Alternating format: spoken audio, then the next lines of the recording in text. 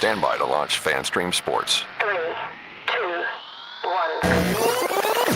Let's start. Hello, sports fans. Welcome to FanStream Sports. Nothing but pure sports. This is the JP Show. JP, it is so good to hear you back on the air. Stand by. Now, here's JP.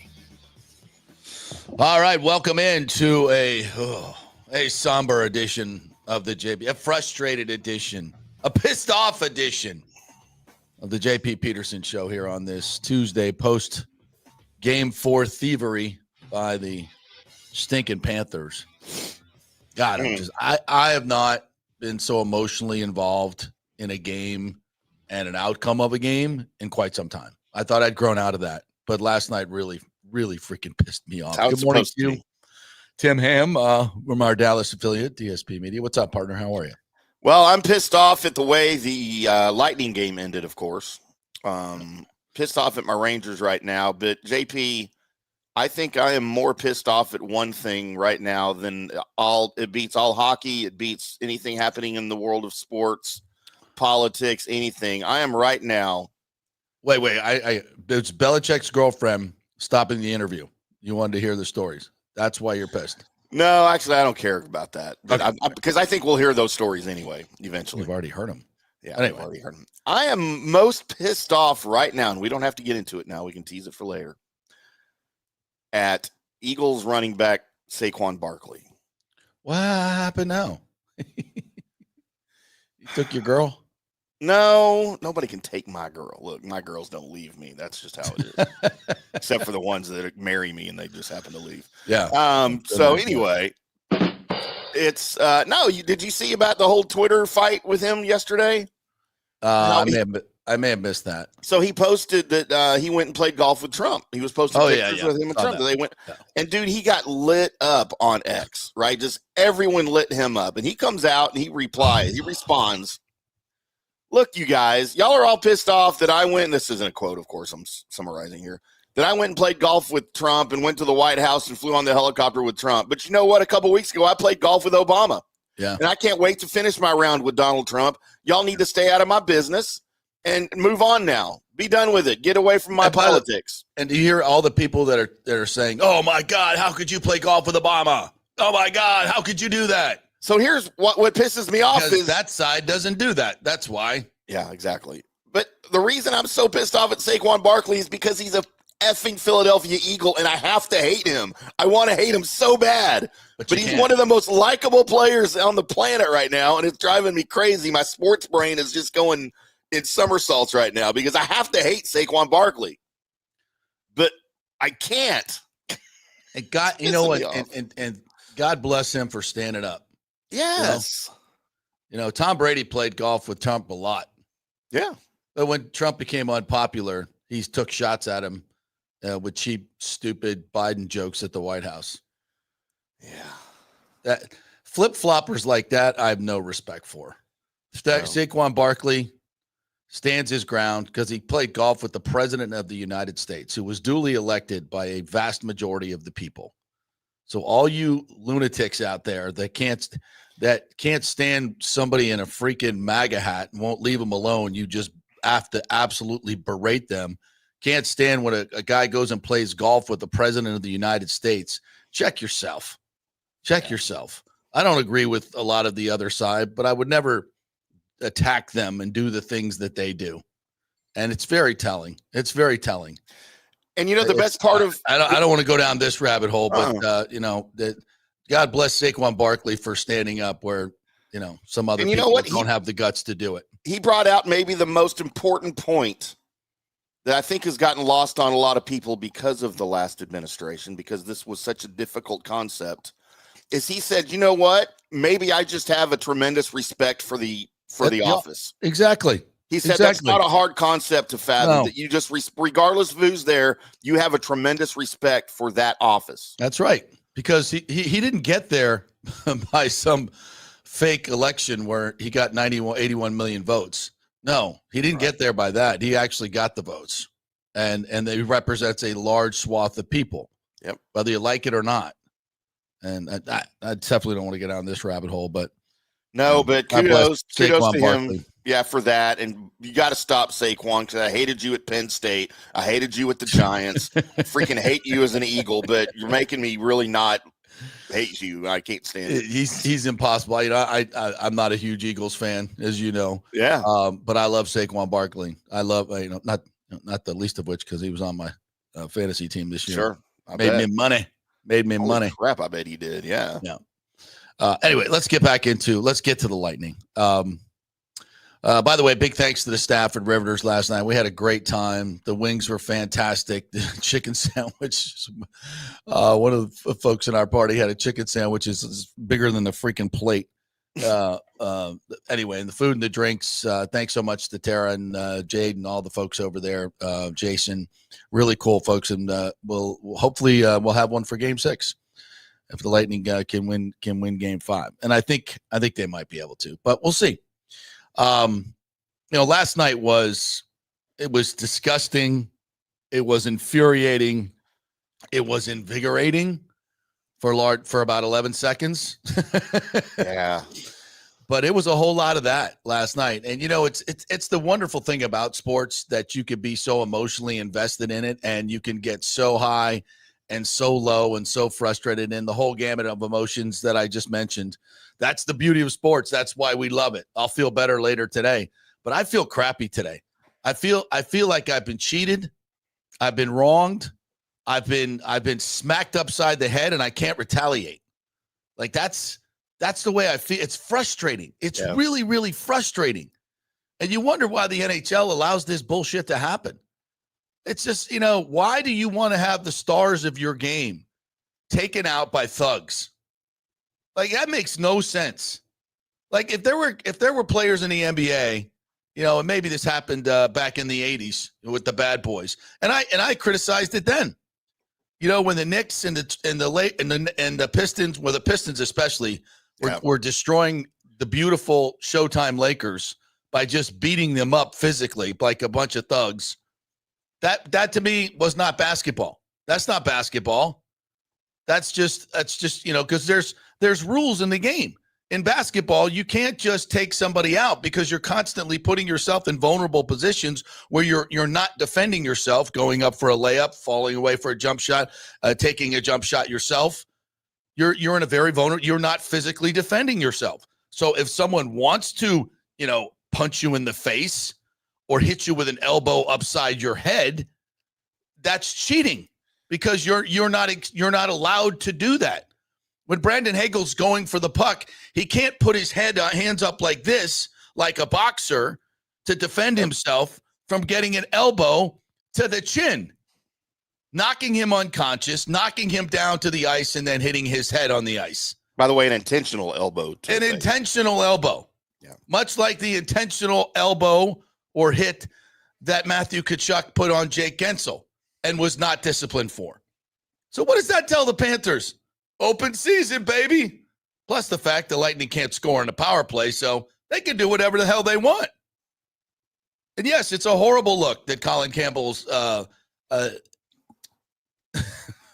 a conflict of interest in this series for the NHL.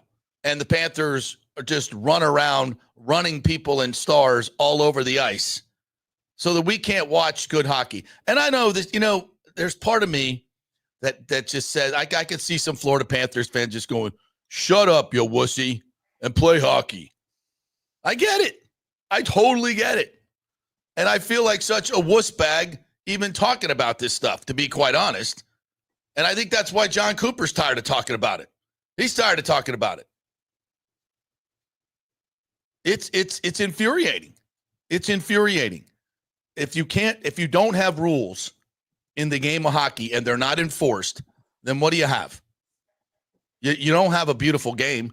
I mean, was that game entertaining last night? It was entertaining for the fact that it was a lot of highs and emotions, but it wasn't great hockey.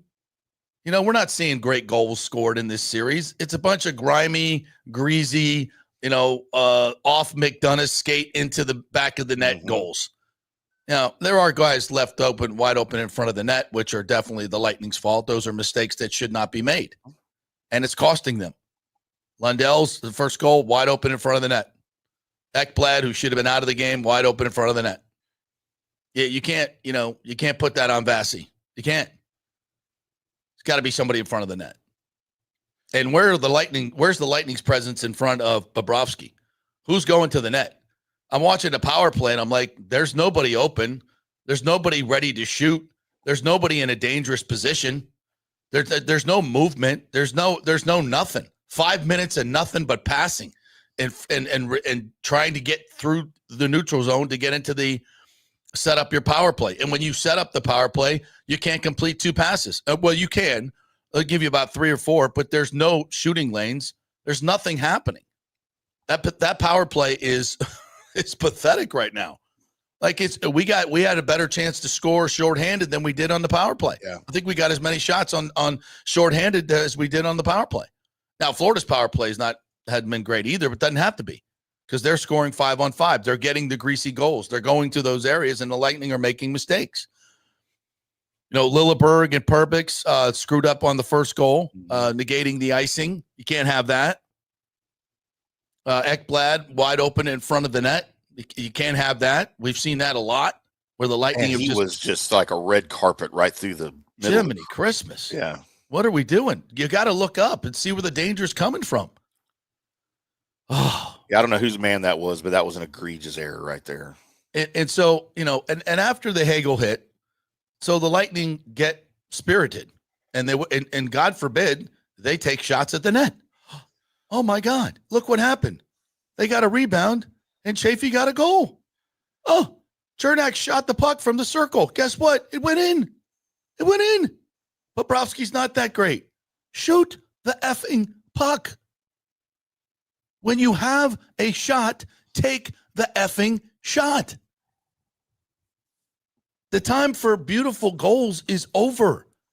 Of course, we take a shot. There's nobody in front of the net to clean it up either. I'm like, Andrew Chuck, get out of the booth and go stand in front of the net like you used to. And it's got to be driving him crazy watching this stuff. My God. I can't even imagine. So I'm out here to say that the Lightning, like a lot of people are saying, oh, we deserve to win that game. No, you didn't. No, you didn't. You lost it in 11 seconds, yes, and you definitely that was bad puck luck bouncing off McDonough's skate. But how many other chances did they create? Time and time again. Whereas the Lightning were not. They're averaging 20 shots on goal in the playoffs. That's not good enough. The number 1 scoring team in the league is averaging 20 shots. Now listen, the Lightning are not playing their game, but there's a reason for that as well. And the fact that Matthew Tkachuk should not have been on the ice, absolutely 100% should not have been on the ice. That was a suspendable hit. It showed intent, so much worse than Hagel. I mean, I'm tired of talking about it, but it has to be said.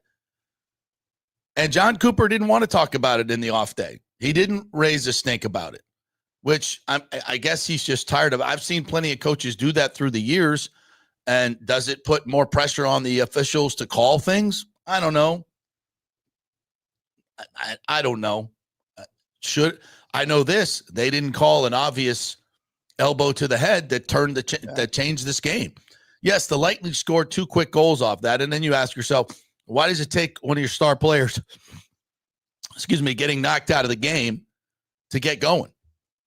I mean, that push that the Lightning had after that was great. Where was that the whole game? The old Lightning teams came out like that. They scored first. They took control of the game and they suffocated you. This team doesn't do that. It doesn't do it. Maybe it can't. Maybe they're too old. Maybe having 11 forwards and losing one almost every game is taking a toll. Guys are playing too many minutes. I mean, far be it from me to second guess John Cooper. He's the best coach in the game. He's the best coach in the game, and this strategy has worked for him a lot. So I'm just throwing stuff out there, all things that are leading to this 3-1 deficit that you find yourself in. He's also undermanned, though, too. Yeah. They look ridiculously undermanned? Yeah. Losing Bjorkstrand really hurt this team. But, other teams have lost guys as well. You got to find a way. Not having Hagel for a game. Yeah, they won the game, but they didn't have him for the last, 10 minutes of that game? maybe longer than that. I'm trying to think back. And that's one of your best defensive forwards. Did the Lightning hold on to a 2-1 lead with Hagel out there? Much better chance. Hell of a lot better chance of keeping that puck in the offensive zone with Brandon Hagel than and not even giving the Panthers a chance to score. But he's not out there. Why? Because the guy took a cheap shot and took him out of the game. And it's a calculated move. It's exactly what you don't think this is intentional stuff that they're doing? Absolutely, it's intentional. Like I said before, Matthew Tkachuk is saying it out loud on the ice within earshot of the officials. I'm going to run you. I'm going to run you. I'm going to run. And he's pointing at Kucherov and Gensel and pointing everybody. And then he does it. And he doesn't get suspended. Doesn't even have a hearing. I mean, so the NHL is just okay with letting the thugs run around in the playoffs and take out their star players. This isn't happening in other series, though. That's what I don't understand. Is they're cracking down in some of this, especially in the Stars Avalanche series. We haven't had suspensions, but interesting. But they're not letting guys take cheap shots at each other, and there's been some. But they call it on the ice like immediately. And look, for those of you out there that are down on the Lightning, you could be down on the Lightning. Look, they're not. Let's be honest, they're not going to come back and win this series. Not the way they're playing right now. No. Not as undermanned as they are. No. They're completely overmatched in 5-on-5, and that's how you have to win. That's how you have to win playoff hockey. But look, if all things were equal in this series, had you not had the unfortunate, and I'll call the injuries that you had coming into the series unfortunate because they are. Yeah. If you didn't have those and you had both teams at full strength, this was going to be an incredible series. I fully think that this would be way closer than it is now if both teams were healthy. But look, injuries are part of the game. I get it. It's part of every sport. The problem is now you combine those unfortunate injuries with the injuries that are unnecessary because of the dirty hits in the series, and now you have no chance. Right. And that's not hockey. What we're watching, I feel like this is cheating the fans out of a great product that they should have in front of them. Yes. By allowing this dirty play to happen and not be punished. Because this could have been so great. Yeah. But you had the unfortunate injuries, and then you had the unnecessary injuries. Right. And it's bad. It's a bad look. It's a really bad look. And they want to say, oh, we want rivalries and we want physicality. That's what people want to see. True, but still we want them to play within the bounds of the game. And here's the thing. It's not like these hits are unintentional. Like, it is clear that the Panthers know what they're doing, and they're running the best players on our team. They're doing it to Cooch every chance they get. From game one, Matthew Tkachuk, double shot to the head. No call. To Cooch. I mean, and they're like, oh, well, we can get away with that. Well, let's keep going. They know exactly what they're doing. Paul Maurice is a good coach, and he knows how to win. He can't outskill the Lightning. They know that. They got to beat him up. And if you're allowed, I know I always go back to the boxing analogy. I mean, if you were a boxer and you were in the ring and the Panthers were allowed to hit after the bell or allowed to, get clinch and then hit you again during the clinch and not breaking up when the referee says break up and then take cheap shots or hit below the belt. Which boxer is going to win? It's not too hard to figure it out. And it's not because he's got the better skill and he's the better boxer. It's because he's taking advantage of the rules. And that's exactly what the Panthers are doing. And they're doing it intentionally. I love what Eric Erlinson calls it in his piece today, the predatory hits. That's what they are. Yeah. They're predatory hits. They're not good hits. They're not physical hockey. This is an elbow to the chin. I line him up, elbow to the chin. Take him out. Look, if that was a really well-timed hit on Hagel, because he had just released the puck, but if it had been a hip check or a shoulder check just to knock him down, dude, that would have been a great play. Right.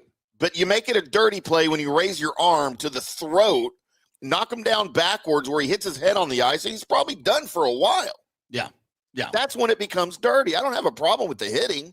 Yeah. Keep it clean. Look, those rules are in place for the safety of the players. Yeah. And this is exactly why. Yeah. So this crap doesn't happen. If you hit shoulder to shoulder, you knock him down.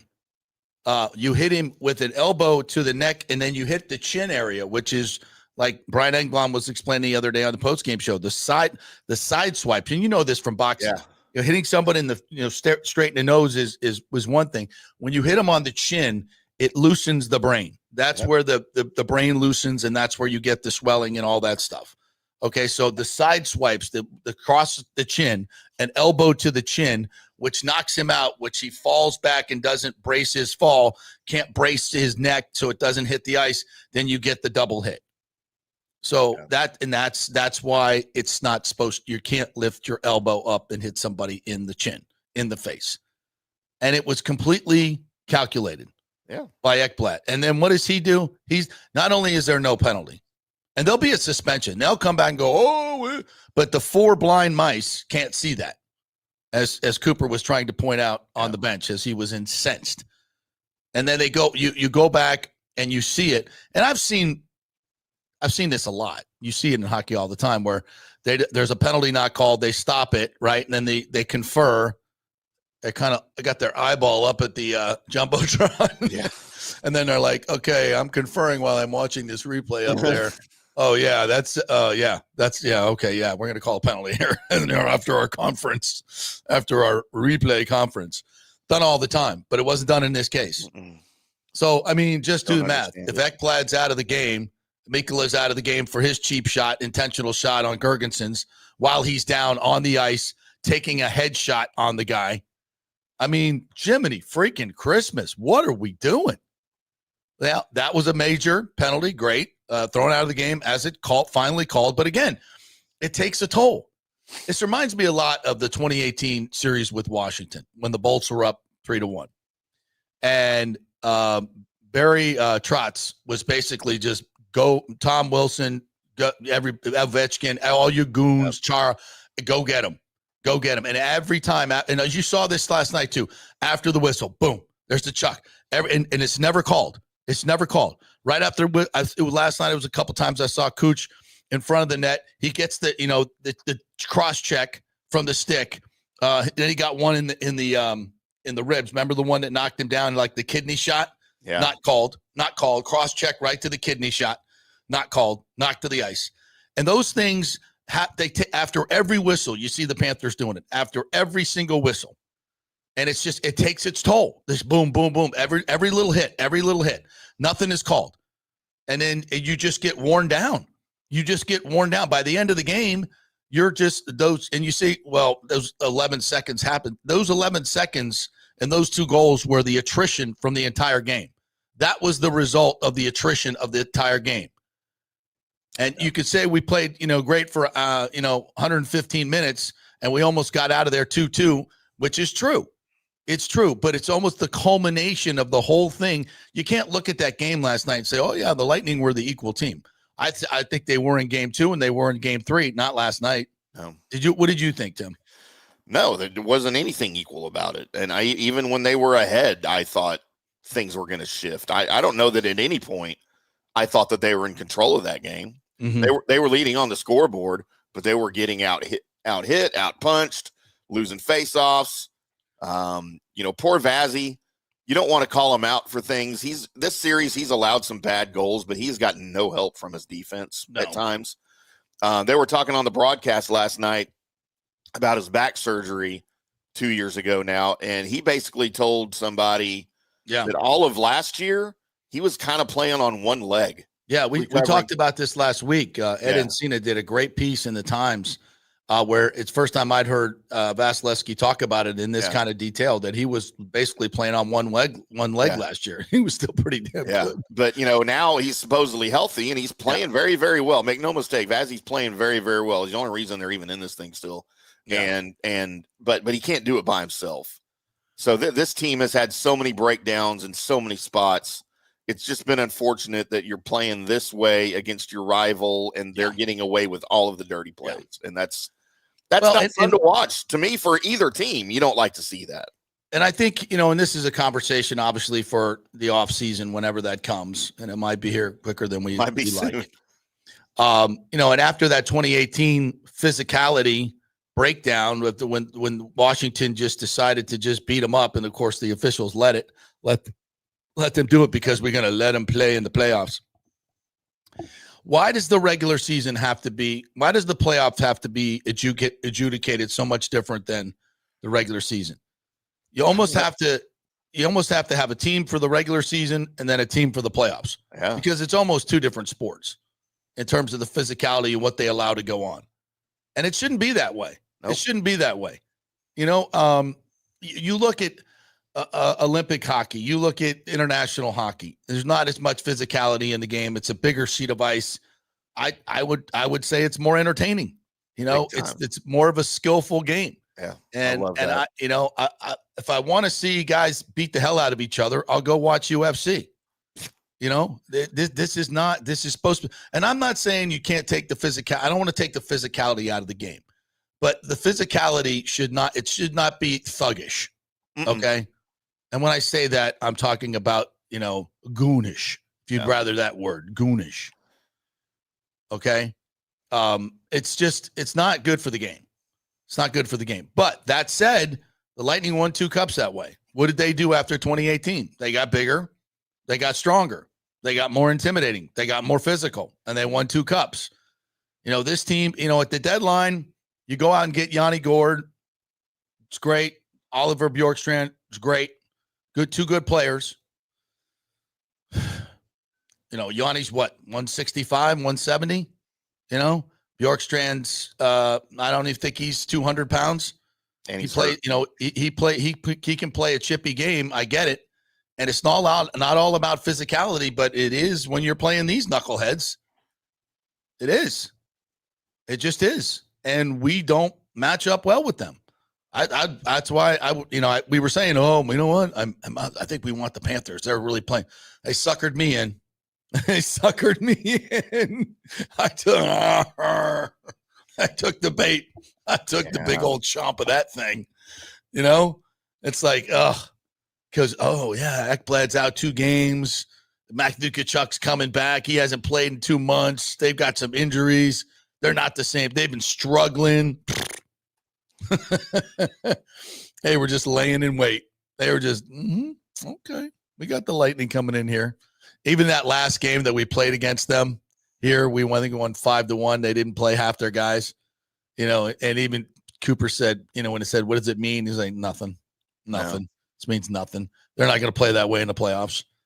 And they knew Paul Maurice knows exactly what they have to do against the Lightning, and it's just beat them up. We're going to go beat them up. We get penalties. We don't care because they're power. And that's on the Lightning. You got to make them pay. You got a 5-minute power play. You got to make them pay. You got to make them pay. And my other team in the East now, they're on the verge of getting knocked out by the Caps. They're down. The Habs are down 3-2 going into tomorrow night's game at Washington. That'll probably be the end of it because they're getting outmatched and out-hit and outplayed. And I saw this series going the other way. I didn't think the Caps could hang with the Habs in a long series. But, dude, it has been quite the opposite. They just don't look good. They don't look like they're there to play hockey. I can't even – it is very It's more like they're playing more like I expect to see out of Toronto, not out of Montreal. Really? But it's just bad. But then we got my Stars, JP.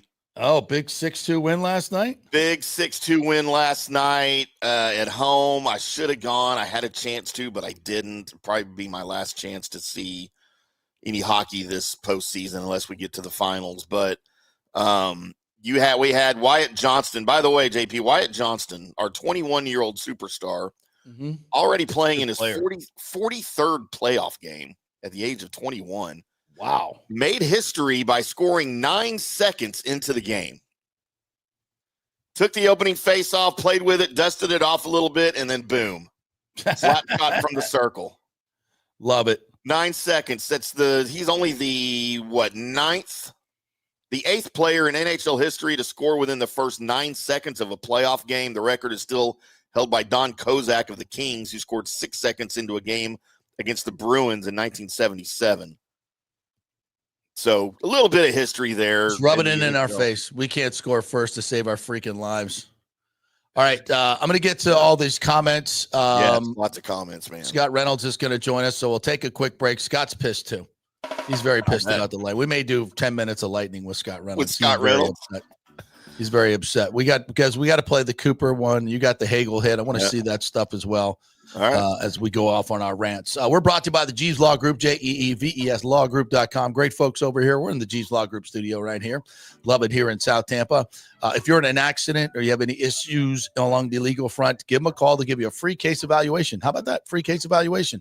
Think you got a case? Call them up. They'll let you know. JeevesLawGroup.com. They are local, they are trusted, and they get results. Great folks over here. They'll make you a priority. Some of those bigger firms, not so much. JeevesLawGroup.com. Not attorney spokesman. Offices Tampa, St. Pete. Back in 3. Spring means a time of renewal and Rays baseball. And the folks at Italiano Insurance want to welcome the Rays to Tampa and remind you it's time to renew those insurance policies with the now famous Italiano Insurance Checkup. Let the experienced and friendly agents shop your policy for the best price and coverage. Famous for saving me over $1,000 on our auto insurance last year and over $500 on our homeowners. Now that's a grand slam. Might as well get a double play by adding flood insurance and business insurance to your portfolio. Costs less than you think, and trust me, you do not want to risk your home or personal wealth. That's a big whiff. So step up to the plate and call 813-877-7799 and chat with the all-star agents at Italiano Insurance. 813-877-7799 or go to ItalianoInsurance.com. Go Rays! JP here for Riveters, our new official sports bar and grill of the JP Peterson Show. And just like our show, no BS, no corporate chain feel, just amazing, authentic folks serving great comfort food in a casual atmosphere at unheard of prices. Riveters is located just south of Raymond James and Steinbrenner Field on Dale Mabry, walking distance to the park, so free parking, great place for pregame and postgame. Let's talk about fresh food. Nothing is frozen. Burgers, wings, prime rib, roasted fresh daily, never frozen. That makes a huge difference. The mahi, the salmon, also super fresh. All our sauces are original recipes made in-house. Our Warhawk chili and fully loaded potato soup is made fresh in-house. It's the best food anywhere, served by people who actually care. Riveters on Dale Mabry, just north of 275, just south of where the Bucs and Rays play. We'll see you there. Are you looking to renovate your home, rebuild after the hurricanes, or build your dream home from scratch? Well, let me tell you about my friend Jason Fawcett and On-Site Construction. They have over 1,450 satisfied clients, 25 years of experience, over 500 designs, and a talented team of over 40 construction professionals. They believe building something exceptional begins by truly focusing on all the details, even the smallest ones. We understand that construction can be a daunting process, and we're here to make it as smooth and stress-free as possible. Quality is non-negotiable at On-Site Construction. We use the finest materials, employ the most skilled tradespeople, and adhere to the highest industry standards to deliver a product we're proud of and that you're going to love. Our project management is meticulous with a focus on completing projects on time and on budget. Your happiness is our primary driver. So give us a call at 813-579-5789 or check out our incredible website at onsiteconstructionfl.com. Let's go. Right now, back to the show on FanStream Sports. All right, welcome back to the JP Peterson Show, brought to you by the great folks at On-Site Construction and Restoration. Good folks over there. Jason Fawcett, had him in the studio the other day. Big hockey fan. Well, he sent me a text that I cannot read on the air. Oh, no. Not happy about the Lightning last night. And speaking about their lack of physicality, and that's what it is. You know, we got to call it like we see it here. And I don't think the Lightning would run from that, and maybe they're playing the game the right way. But anyway, onsiteconstructionfl.com is the website. Go see them if you want to do some restoration in your home, do an add-on construction, something they do really, really well, or just built from the ground up. They are the folks to do it. Really, really cool stuff. Go to their website, onsiteconstructionfl.com, and see all the great pictures of the work that they've done there. Get you excited about doing something in your home or building a new one. Absolutely. All right, let's go to another frustrated Tampa Bay Lightning fan to talk about the Buccaneers. The great Scott Reynolds from Pewter Report. You're as pissed off as I am. I think you're actually more pissed off than I am. Yeah, it was like incredibly disappointing last night. I mean, God, it was one of the toughest Lightning games I've seen in a long time. That was really bad, really bad. Yeah, lack of physicality. Panthers are the better team. I mean, let's just say it. I mean, that's the truth. I don't want that to be the case because they're a bunch of a-holes, but yes, it's the truth. It is what it is. Yeah. Even the crowd shots, when they showed the crowd shots, you're like, God, look at all those D-bags. Wow. Yeah, and the refs too were terrible. I mean, my God, it's like, listen, the Lightning completely blew it. I think the game turned on the 5-minute power play when they couldn't score. I was just that's not a good sign. And didn't come close to scoring. Like no, exactly. That's my point. But they should have had like 10 other power plays in the game because the refs were literally just swallowing the whistle. I mean, I loved that one time where, and I forgot, I think it was Hagel who got like destroyed. Yeah, and we have the video. And John Cooper is sitting there going like 1, 2, 3, 4. There's 4 of you, and you can't see that. And it's like, thank you, coach, because the 4 blind mice. Absolute crap last night. Yeah. Can you imagine an NFL football game, like a playoff game? Yeah. Where Bucky Irving's 5 yards out of bounds, and they just light him up. They just light him up. And no call. Next play, Baker runs out of bounds 5 yards. There's some bad calls in the playoffs. You can ask the New Orleans Saints about that. They've been victim of that a couple times. Yeah, but not just cheap shots that just go unanswered. True. Yeah, and it's like people would lose their minds. They took out Baker Mayfield. Oh, they took out Bucky Irving. Right. Oh, who's next? Oh, they just took out Mike Evans. Yeah. It's kind of like what the Saints did to Godwin. That's kind of what they do. Yeah. Yeah, and that's what they do. And people don't like it. But at least the league reacts to it most of the time, Yeah. They try to. It just listen, it's frustrating. And here's the thing. I think a lot of people will sit there and say, okay, well, the Bolts are losing in the first round again, and this is a sign of trouble. I don't think that's the case. I think, and I credit the Lightning broadcast last night. They were saying, whoever wins this series goes on to the Stanley Cup. It's that caliber of a thing, and I would expect the Panthers, they're going to beat the Bolts, but it looks like they will.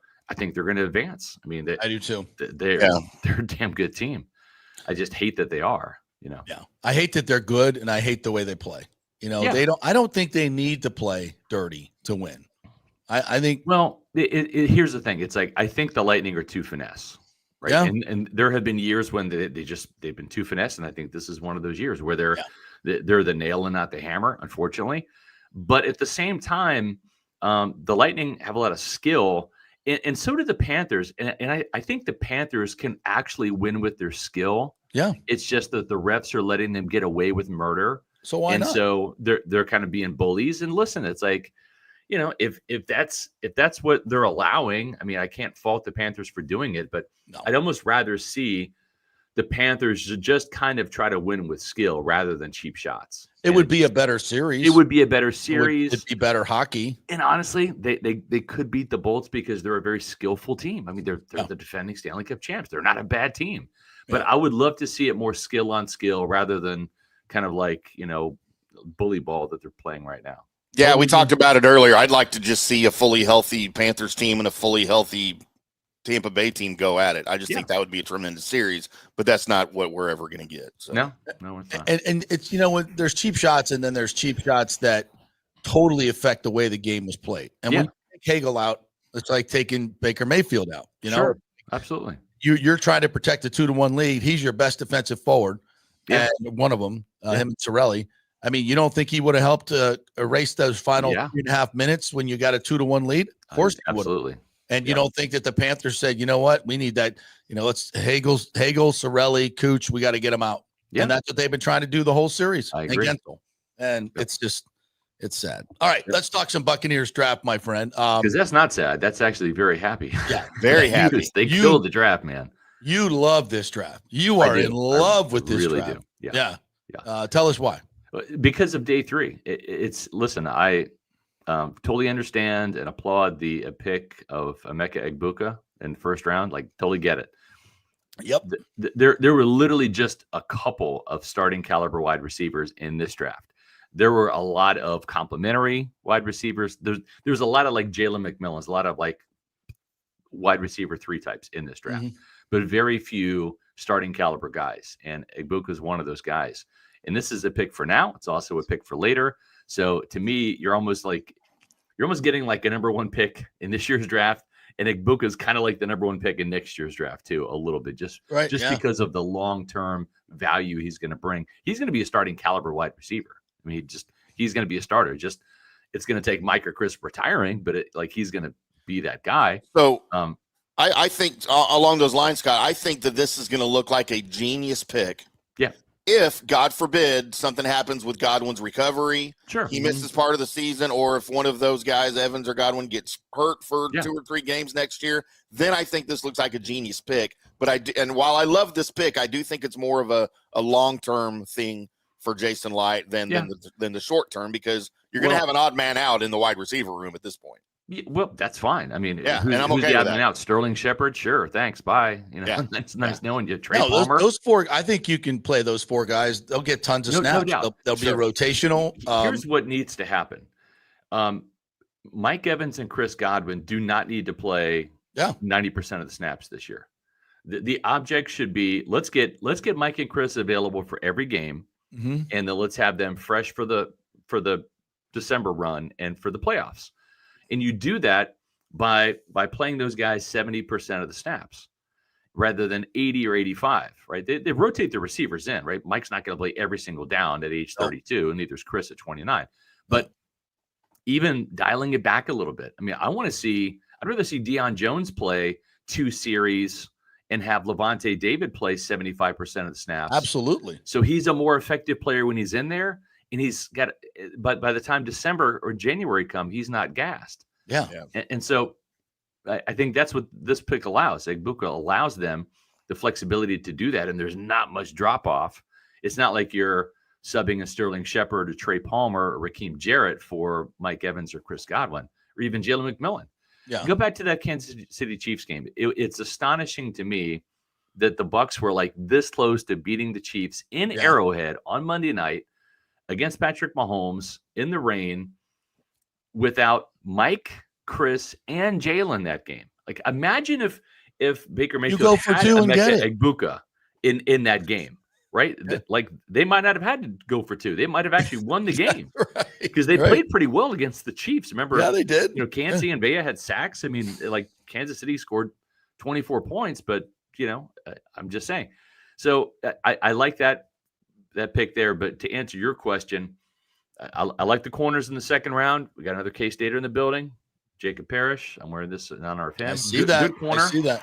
Yeah. I like the fact that both of those guys too were impactful freshman starters. That shows me they can make an instant impact. They've got, Jacob Parrish saw time on the field, not at a necessity at K-State, because I watch every K-State game. I mean, Julius Brents was a starting corner. He got drafted by the Colts last year in the 3rd round.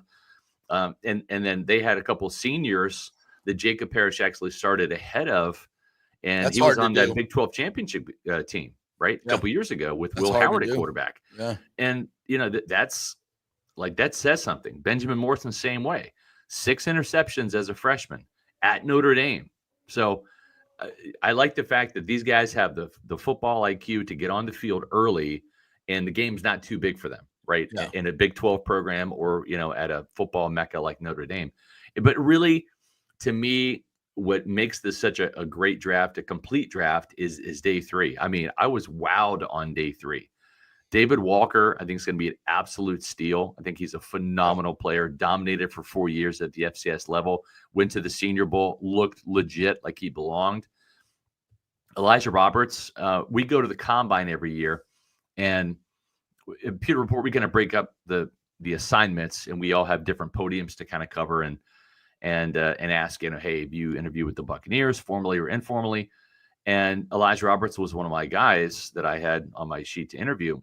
And I was super excited because I watched some SMU games the last couple of years. Brashad Smith, the running back, was a kind of one of my sleepers. Now, the Bucs weren't going to draft a running back, but I loved him coming out of Miami as a wide receiver. He goes to SMU, converts to running back. He like 1,400 yards, whatever. But Elijah Roberts also transferred from Miami 10 sacks as a first-year Mustang 2 years ago, 7.5 last year, has something like combined 80 pressures over the last 2 years. And when I went to interview him, I said, have you talked to the Buccaneers? He's like, no, I haven't. And I was like, hurt by that. What? Well, almost like typically that's whoever they're going to draft. Clearly, whoever they draft, they stay miles away from.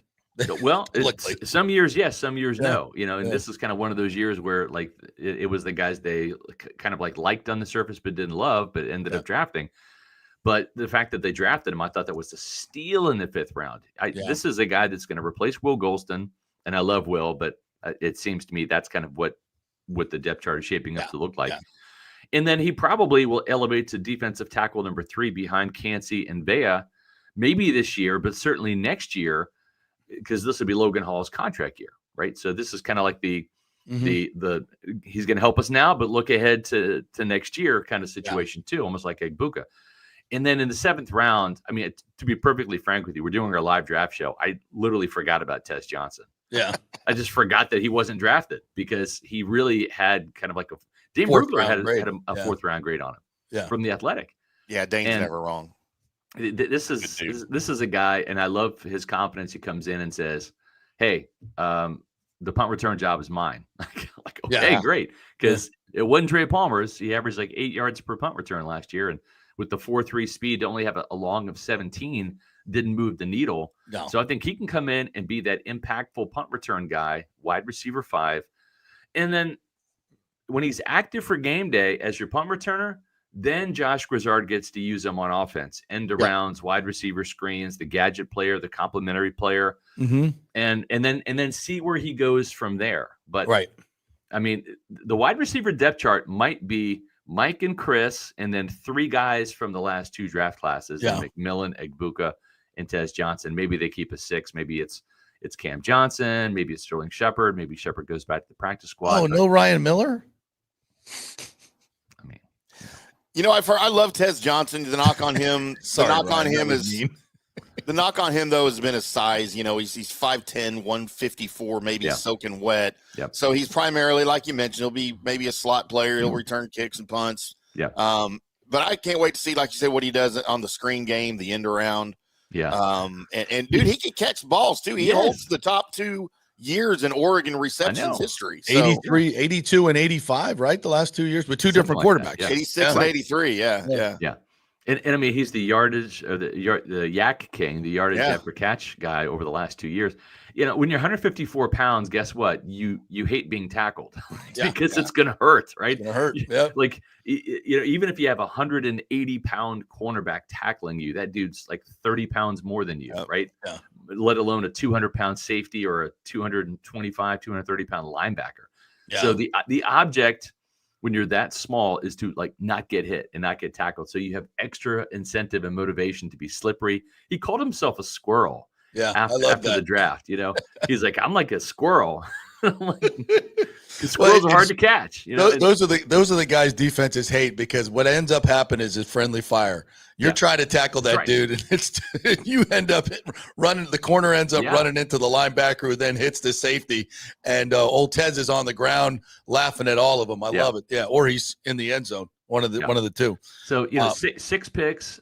I love the fit on this roster with every 6. It's almost like they had a crystal ball and they just kind of like fit these guys in where they have some needs. And I thought they got some great value on day 3. So to me, I just, and here's the thing. When you look at last year's draft, you're like, how are you going to top that? You have 4 impact guys, Barton, Tyke, Jalen, and then Bucky, right? And then some promising guys too, like Elijah Klein, Devin Culp, but then certainly Chris Braswell expected to make a big jump. So how are you going to top that? Well, I don't know if they topped it this year, but there's just so few holes on this team in terms of starters, depth chart wise, that this is probably the best they could have done in terms of that. Now I know linebackers is still going to be, the big question mark. But I like where they're at. Honestly, I like where they're at linebacker. I mean, Deion Jones, when he came into the league, was a really good player. Yeah. He had some injuries.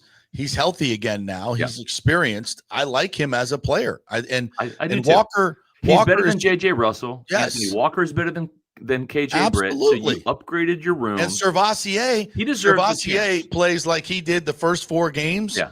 Jiminy, look how good that defense was against the Lions when Servassier Dennis was running around. Yeah. So that I think we're better at that. Well, and edge rusher. His first and only sack in the NFL was against Jaden Daniels. Newsflash: Jaden Daniels hard to sack, right? Yeah. Pretty good.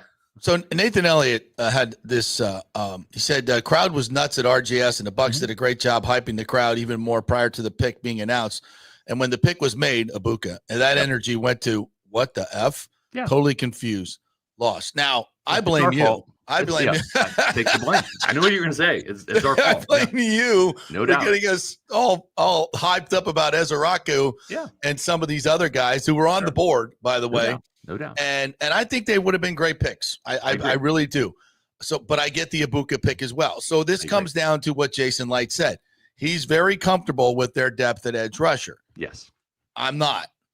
I don't think you are. I am comfortable with it, with the addition of David Walker and with Larry Foote as the position coach. Okay, this is what I want to get into. That's the game changer for me. Mm-hmm. If George Edwards still the coach, sorry, coach. I mean, I love you in your pass game coordinator role, and I think that's where you're going to excel and really help this team because it needs it in the back end. I think George Edwards is more strategist because he was a co-defensive coordinator or defensive coordinator for many years in this league. But a pass rush coach, he never really was that at any point in time. And I think Todd wanted him on the staff for that cerebral strategy and stuff. But it's like he was out of position. He's out of position. And Larry Foote is back in position. He is one of the best pass rush coaches this team has ever had. Yeah. And in my opinion, the top 3 are Rod Marinelli, Joe Cullen, and Larry Foote that can get the most out of pass rush because it's a different animal. When you're hunting the quarterback, it is a mindset just as much as it is technique. And it's become very strategic too. Very strategic in terms of guys' moves, counter moves.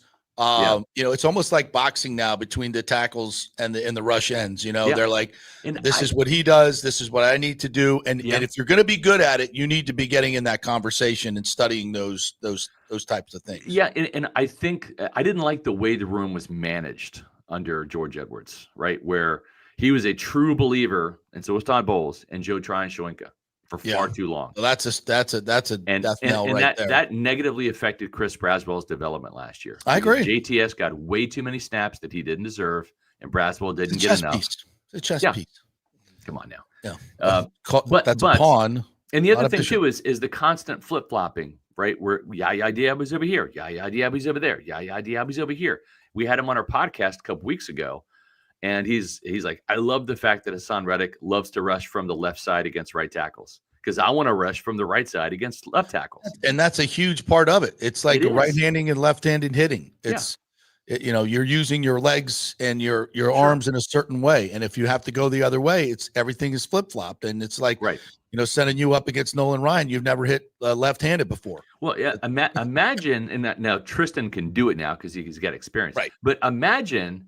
Well, he's a Josh Grizzard saying, all right, on this series, we're going to have Luke Edeke at left tackle and Tristan on the right side. And then on the next series, we're going to have Tristan on the right side and Luke Edeke or vice versa, right? Yeah. Like, what are you doing? And it's kind of the same way there, too. If you look at the great pass rushers, and this is something I give Yaya credit for, he knows it. Trey Hendrickson rushes from the right side. Yep. DJ Watt rushes from the left side. Max Crosby rushes from the left side. Myles Garrett rushes from the right side. When I was in Kansas City, Derek Thomas was always on the right. Neil Smith was always on the left. That's right. And you get to perfect your craft, your get up, your stance, your hand placement, because you're not having to mirror that every other snap, and you get to set up tackles, right? Right. And that's one thing you're setting up the guy. Yeah, and if you got to go to the other side, I'm just getting a feel for this left tackle. Right. Now I'm on the right side for a series, Exactly. So we're done with that then. Are we done? Are we done dropping them 20% of the time? Our rush ends. Are we done with that? JP.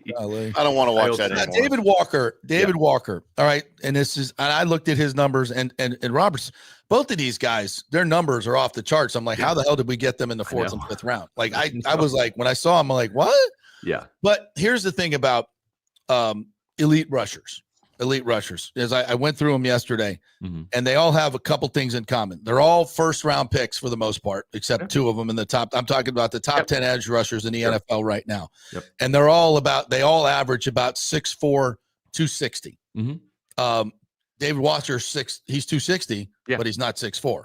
And that length is a thing. You talk about the best one. Myles Garrett, 6'4", 272, round one, pick one. Micah Parsons, 6'3", 245, lightning quick, round one, number 12. Max Crosby, round 4, 106, total pick, but he's 6'6", 255, and he's a freak. TJ Watt. I mean, I go through Nick Bosa. Yep. Aiden Hutchinson. I didn't know Aiden Hutchinson was 6'8". But he's listed at 6'8". These guys are long, and they're drafted in elite positions. Clearly, David Walker was not because of the inferior competition that he played against. And I asked myself, why did he not transfer? Why did he not go play with the big boys? I can't wait to ask him that. Yeah. I mean, there's a reason, and it probably has something to do with some really hot girl that he loved at Central Arkansas. in which case, right on, brother. Yeah. Maybe he had a sweet NIL deal.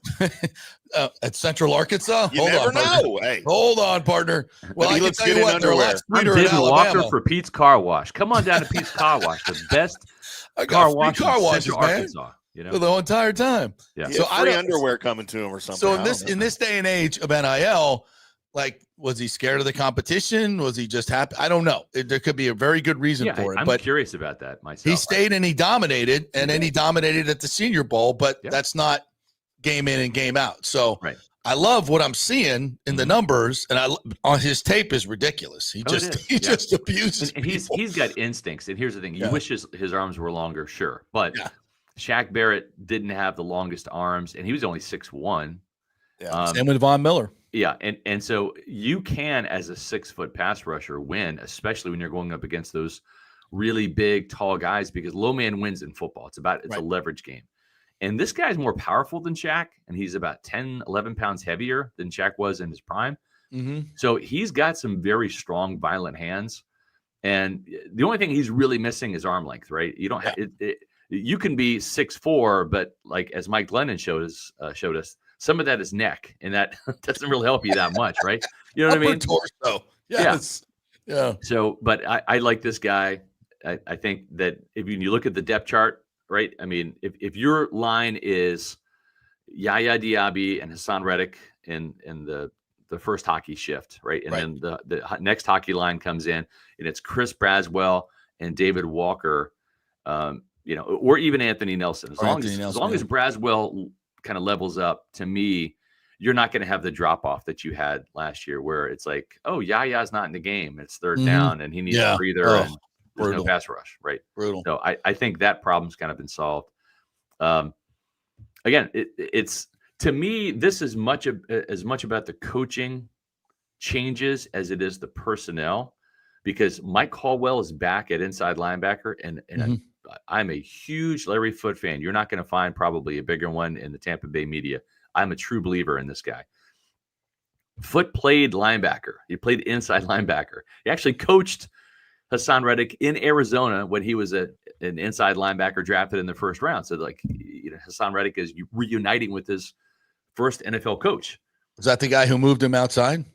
Well, eventually, yeah. But the thing is I love the fact that he's more of a natural outside linebackers coach. And Mike Caldwell got the best out of Devin White. And I'm not saying Larry Foote ruined Devin White. Don't start that narrative whatsoever. But it's just a fact that Mike Caldwell, when he was Devin White's linebackers coach, got the best out of Devin when he was here, 2019, 2020, 2021. And then the wheels kind of fell off the wagon. The ego got out of control. But to me, those two coaching moves, George Edwards going to be kind of the strategist and really help that coverage, because I don't know that was Larry's strong suit. I think it could be George Edwards. Just too many holes, in the secondary, in the linebacker room, in terms of giving up the middle. And then I'm encouraged by Charlie Strong coming in as defensive line coach. He hasn't done it in a minute, but he's done everything from head coach to defensive coordinator. Great football mind. Great football mind. Yeah. And I honestly think he's going to be a little rejuvenated. And also, it's kind of hard to screw up Vita Vea and Kalijah Kancey. Yeah, true. If we're being honest. So it's kind of like he automatically gets in with a great group where I'm not saying it's autopilot because I don't want to disrespect Charlie Strong. I actually think he can take those guys maybe to the next level because sometimes you need a little bit of a change. Casey Rogers was a fantastic defensive line coach. Look at the production from that group. But sometimes having a new, fresh voice come in. No, it's needed.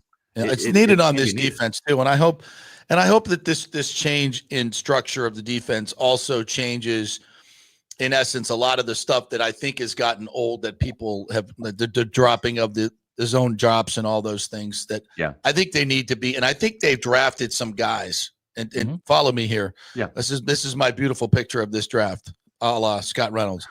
They've drafted some guys like David Walker and Elijah that can get to the quarterback. They are proven pass rushers. And I don't know in what way they do it and what the lineup is, but I have a feeling they're going to find a way to have fresh pass rushers in the third and fourth quarter where we didn't have that before. And I think it makes a difference. I think I think it makes Cansey better. It makes Vea better. It makes everybody better because you got two guys that know how to rush the passer. I don't care what round they're taking in. You look at their tape. They know how to do it. They're going to figure it out. Both of these guys. And you've got two physical corners. I love these two corners, and they bring something that we don't have.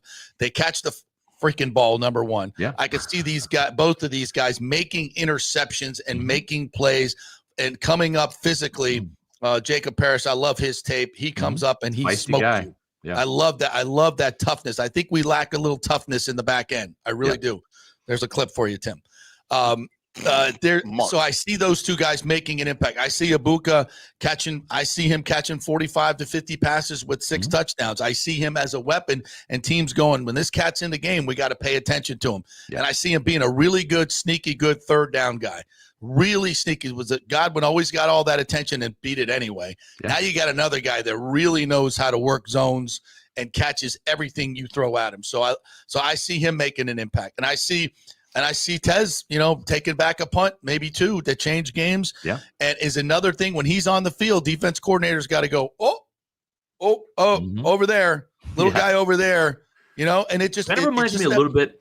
I mean, even though Carl the Truth Williams is like 20 pounds heavier, it kind of reminds me of Carl, right? He's a 4'5" guy. He's not a blazer, but he's just slippery. And hard to tackle, got great vision. And that's the whole thing about punt return is make the first guy miss. Yeah. It's not about speed. It's about agility. And if you can make the first guy miss, and because the thing is, you have all these guys coming at you, right? And they're coming at you this way, and you're going that way. You're going right into them. You're swimming like into the wave, right? Yeah. On the beach. And the whole thing is just to make the first guy miss and then set up your blocks and read your blocks. And then just find the crease, find the open holes. Just give me 12 yards every time. Give me 12 yards. Phenomenal. That's an extra first down. That's it. Yeah, and it's awesome. Well, so Scott, real quick before we let you go here, I do have one other question for you. Sure. This draft kind of harkened me back to, I think it was the 2019 draft when they again took 2 cornerbacks back to back in the second and third rounds. Sean Bunting, I think, was the second rounder, then Jamel Dean in the third round.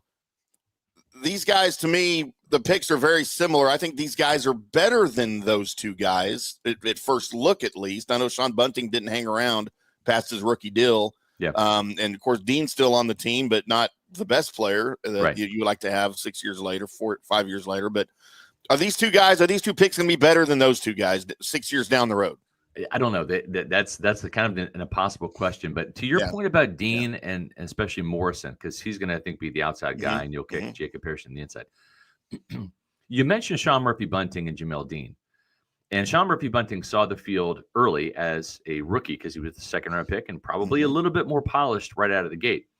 But then Jamel Dean, Sean Murphy-Bunting either struggled or was injured a little bit, maybe a little bit of both. Jamel Dean kind of came on at the end of 2019, right? And then by 2020, he was the outside corner. Sean Murphy-Bunting was the nickel during the Bucs Super Bowl run. And then really what you saw was in 2021, competition in training camp between those two. Jamel Dean won that job again. And ever since Jamel Dean got the big contract, and deservedly so, he was playing really good football at that time, and he was going to hit free agency. But ever since he got the contract, I just feel like there's maybe been a little sense of complacency, a little bit of relax. Yeah. And I'm not ready to write Jamel Dean off yet because I want to see how he competes with Benjamin Morrison. That's a great point. Sometimes you need a push. Yeah. And I think Benjamin Morrison's going to do one of two things, and either way, it benefits the Bucs. Sure. He's going to push Jamel Dean to greatness, or he's going to push him to the bench. That's a great point. And either way, it's going to help Tampa Bay because Jamel he's got the size and the speed to be an elite corner in this league. He really does. If Jamel is your cornerback coming off the bench, if something happens to Morrison or something happens to Zion McCollum, like that's another starter. That's ideal. There's so much better in the back end. Number 3.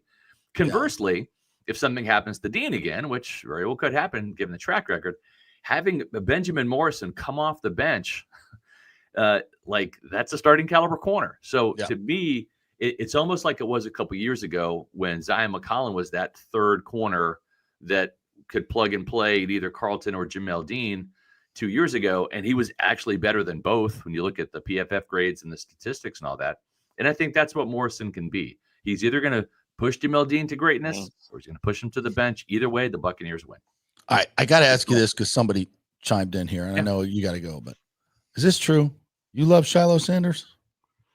Yeah, I don't know. I mean, never met him. I did a Pewter Pulse video on him yesterday, right? And I think I know somebody who's met him. I know somebody who's met him. Well, I think my comments got misconstrued a little bit or misconstrued. He's not a bad kid. He doesn't have a bad character. It's just that when you look at this Buccaneer team, he's ego, or I should say, the team is kind of egoless, right? Oh yeah. This is going to be a very different culture than where he was. That's my concern for him. This is a guy that has been in Deion Sanders' orbit, right? He's been in the Shedeur Sanders orbit. I think he's older than Shedeur. He's 25. Shedeur's 23. Yeah. I think Shedeur kind of had the attitude problems. I don't think that's necessarily the case with Shiloh Sanders. In terms of, Shedeur fell in the draft. Shiloh wasn't going to get drafted because he doesn't have the talent. To really get drafted. He's an undrafted free agent. He ran 4.59, 6 foot, 196 pounds. The tape is not great in some games, in others, right? I mean, that's a fact. The league said you're not draft worthy because he didn't get drafted. So I'm not casting aspersions against him. I'm just stating facts. All right. I just wanted to check on that. But the thing is if he comes in humble and focused on football and ready to learn, he's got a chance. Absolutely. If he comes in, hey, my last name is Sanders, I'm making this team. And I don't know if that's the case or not. I have no idea. I'm not either. Kid. I'm going to evaluate I've heard him some as bad a Buccaneer. things about off the field. I'm going to evaluate him as a Buccaneer, not a Buffalo, right? I get it. He's going to get a fair shake with me. But my concern is you look at everybody on this team and all of the undrafted free agents that they brought in and all of the draft picks. And there is not one guy that has been on the podcast, been in the media spotlight, that has an entourage of cameras following them around 24/7, all over Amazon Prime, all over social media, like this guy. So if he can conform to the Buccaneer way, he's going to have a chance. Yeah. If he comes in saying, I'm Deion Sanders' son, and I'm here to win a job and stuff, it might not last long because that's not how Todd Bowles, Jason Light have built this team. It's team-oriented, high-character guys. And I hope for Shiloh's sake that he comes in and fits in. Yeah. But it's like when you look at all of the players that they've added via draft or undrafted free agency, he's the one that kind of like stands out because of all the attention he got. Now, granted, it wasn't for him. It was Deion first and then Shedeur second. So he's kind of in the orbit. I'm not saying that, that the spotlight was on him. But he was in the spotlight, and we'll just see how he handles it. That's all. Yeah, I don't think he'll be around long, but we'll see. And, maybe the biggest difference between Shiloh and Shedeur is that Shiloh has experienced football away from his father. He played at South Carolina for 2 years before he went to Jackson State and followed his dad. And I know at least 2021 was under Shane Beamer. I know 2020 was a shortened year, but he didn't have the worst year in 2020 in that shortened year. But I haven't heard any of this stuff that JP has heard. He was up there. He probably had conversations with people like he's told us. But to me, that could be one of the biggest differences is that Shiloh has at least played without his dad over his shoulder and has some actual football experience, So we'll just see where that goes. Jason Light was on Pat and Aaron this morning and confirmed what I said yesterday. which is the Buccaneers, usually in undrafted free agency, the Buccaneers are smiling and dialing and grabbing the phones, and they're calling the undrafted players, coaxing them, luring them to Tampa, selling them on the Buccaneers, getting Mike Greenberg to cut them some signing bonus checks for some of them, right? But that wasn't the case with Shiloh. Drew Rosenhaus, who this team has a very, very good relationship with, called or actually texted Jason and said, hey, can you give Shiloh a shot? And Jason was like talking to Todd. He's like, what do you think? Should we do it? And they're like, yeah, let's do it. So this was an instance where the Bucs weren't calling Shiloh. Okay. Shiloh and his new agent, Drew recruited Rosenhaus, the Bucs. Recruited the Bucs. So again, we'll see what happens. He's got a clean slate with me.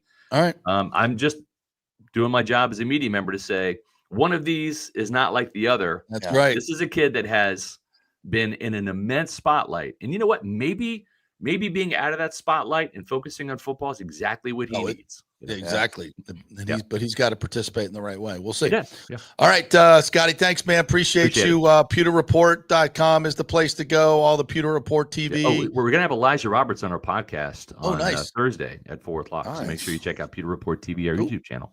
I will be watching and listening. 4:00, Elijah Roberts. All right, cool. Thanks, partner. You should ask him how easy it was against FSU. Just so I can get a laugh. How easy was it to sack that guy? Anyway. All right. Bye-bye. See you. Thanks for spending so much time. There you go. FSU. Whoa. There you go. We thought Emily was on the podcast last night at Riveters. She covers FSU. And back in my day when I was covering FSU, we'd be like, all right, 12 guys drafted, 4 in the first round. They get a 4th rounder. Azariah Thomas, I guess, 3rd or 4th round to the Jets, and then Josh Farmer went to the Patriots. So 2 guys. No wonder you won 2 games. You're gonna have to pick up the recruit. Now, the year before, though, last year was Jared Verse and all those guys. That was a hell of a football team. But last year, not so much. Not so much talent. All right, quick break. When we come back, the great TJ Reeves is going to join us, and we'll hear from John Cooper. We'll show you the nasty hit last night that was not called that will hopefully be a suspendable offense. And maybe, just maybe, the Lightning can get back in this. And we're going to read your comments as well. We love your comments. So, and we had at the Stars game last night, we had a fan doing a bit at the game, and it's great. Oh, we have a bit? We have a bit. I can't wait to show it to you. I love bits. And we'll talk a little 60 Minutes, too, for multiple reasons. Yes. All right, quick break. Back in 3. Stay with us.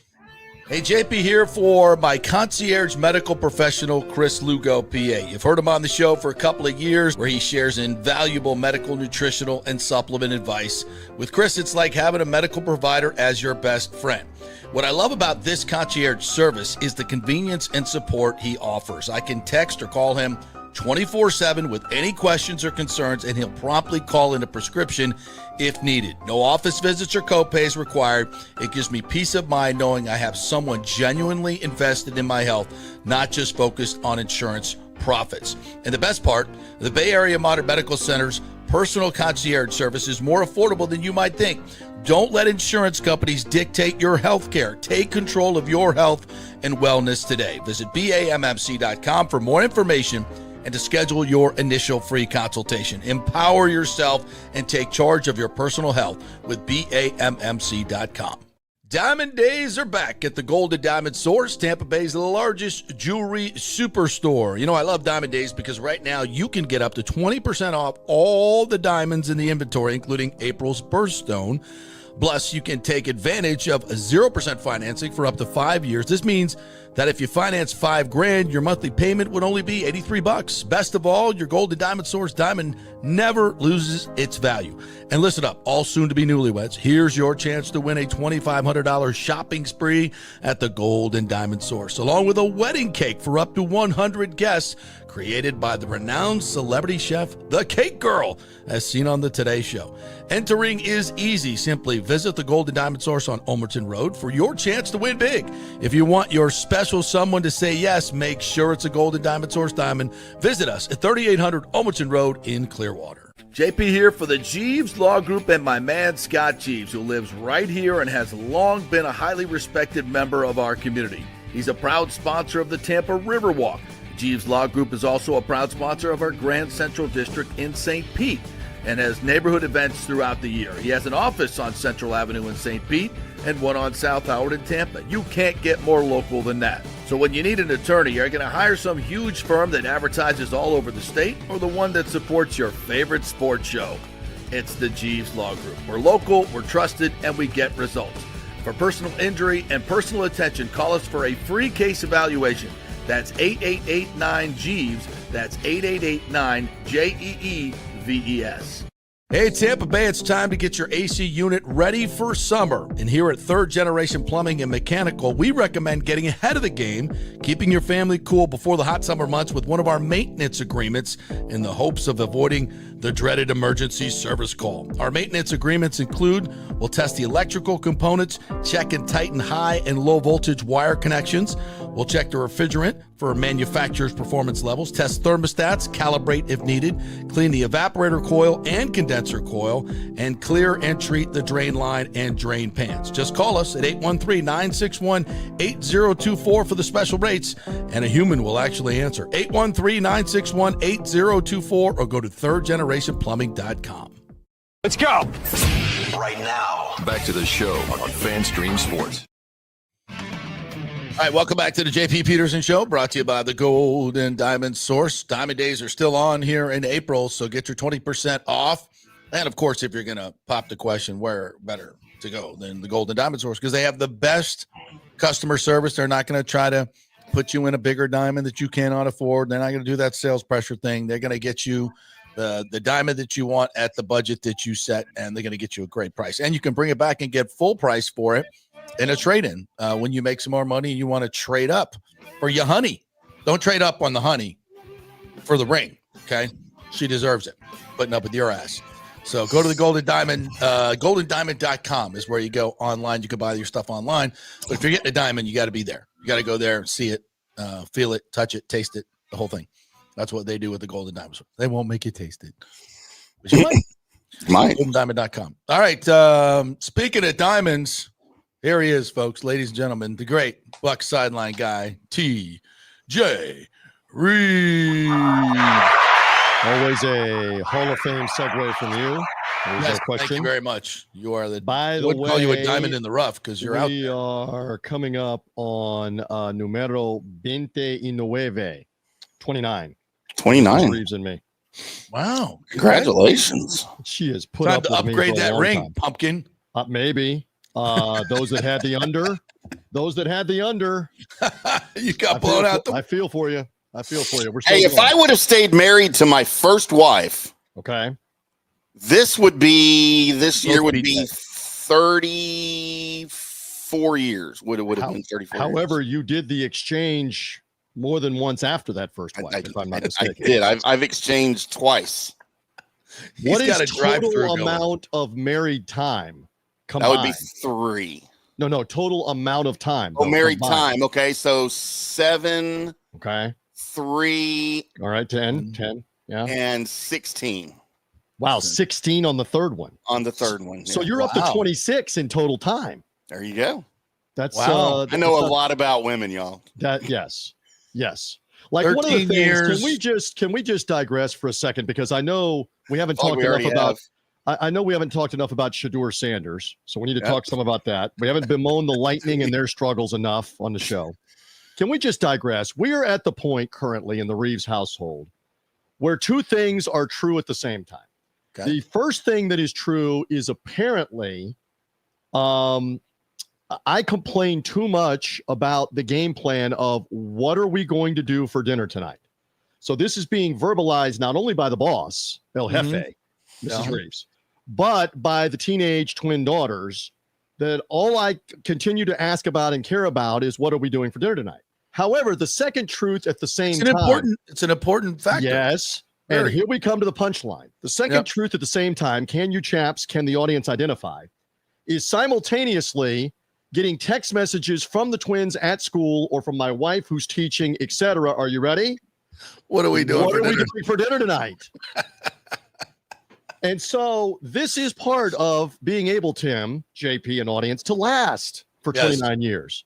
Is to not go out of your mind on why do you continue to criticize me about trying to have a plan for dinner and then simultaneously want to look to me as the de facto El Presidente, the chief executive chef in charge of what are we actually going to do for dinner tonight? So what are you guys, a go out team? Or do you go out a lot, or is it we are mainly are you the cook? Is she the cook? No, she's the cook. We are mainly an eat at home team, and my wife is a phenomenal cook. So this is more or less the game plan that we are speaking of, not so much the execution.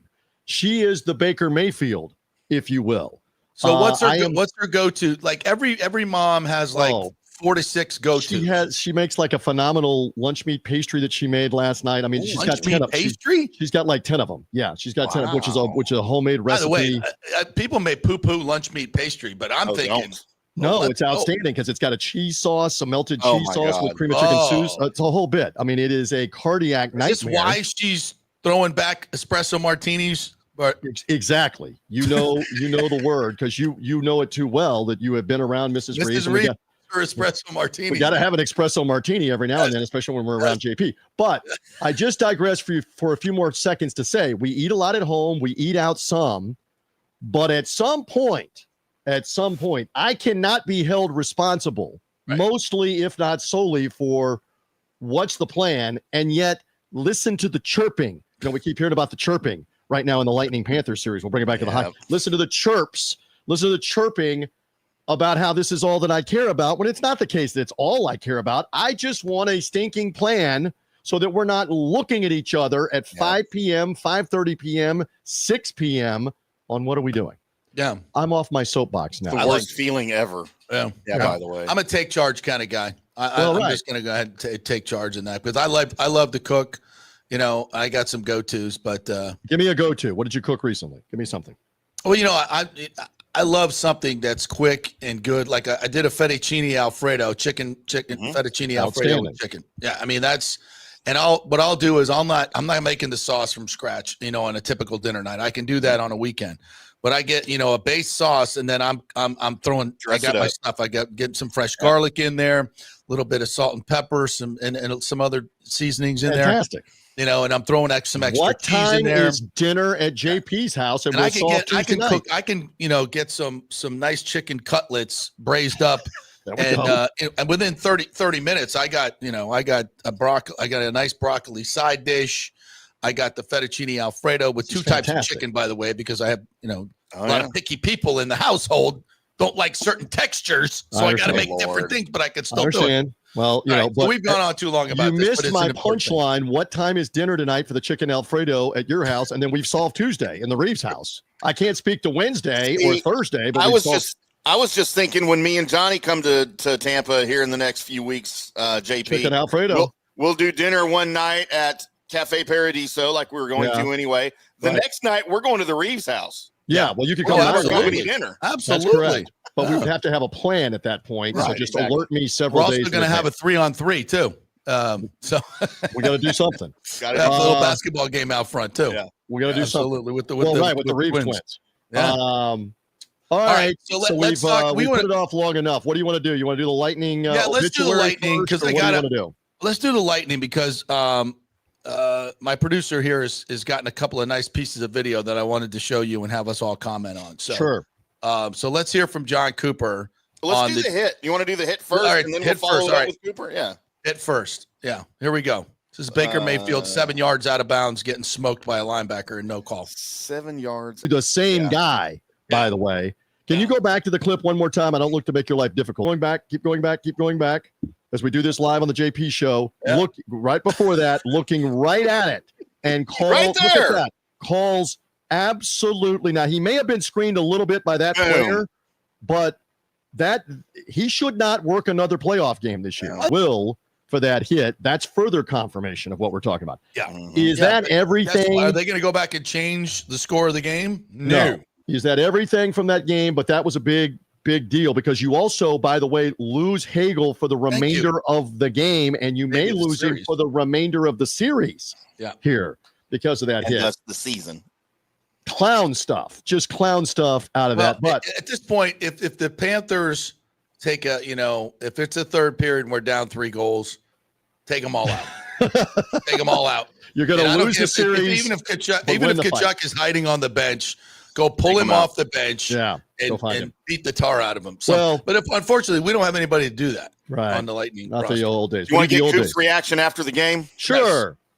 Which he's listen to some Coop upset. Here. Yeah, let's do it. It's getting tiresome answering questions about a hit every single game. So I'll ask you.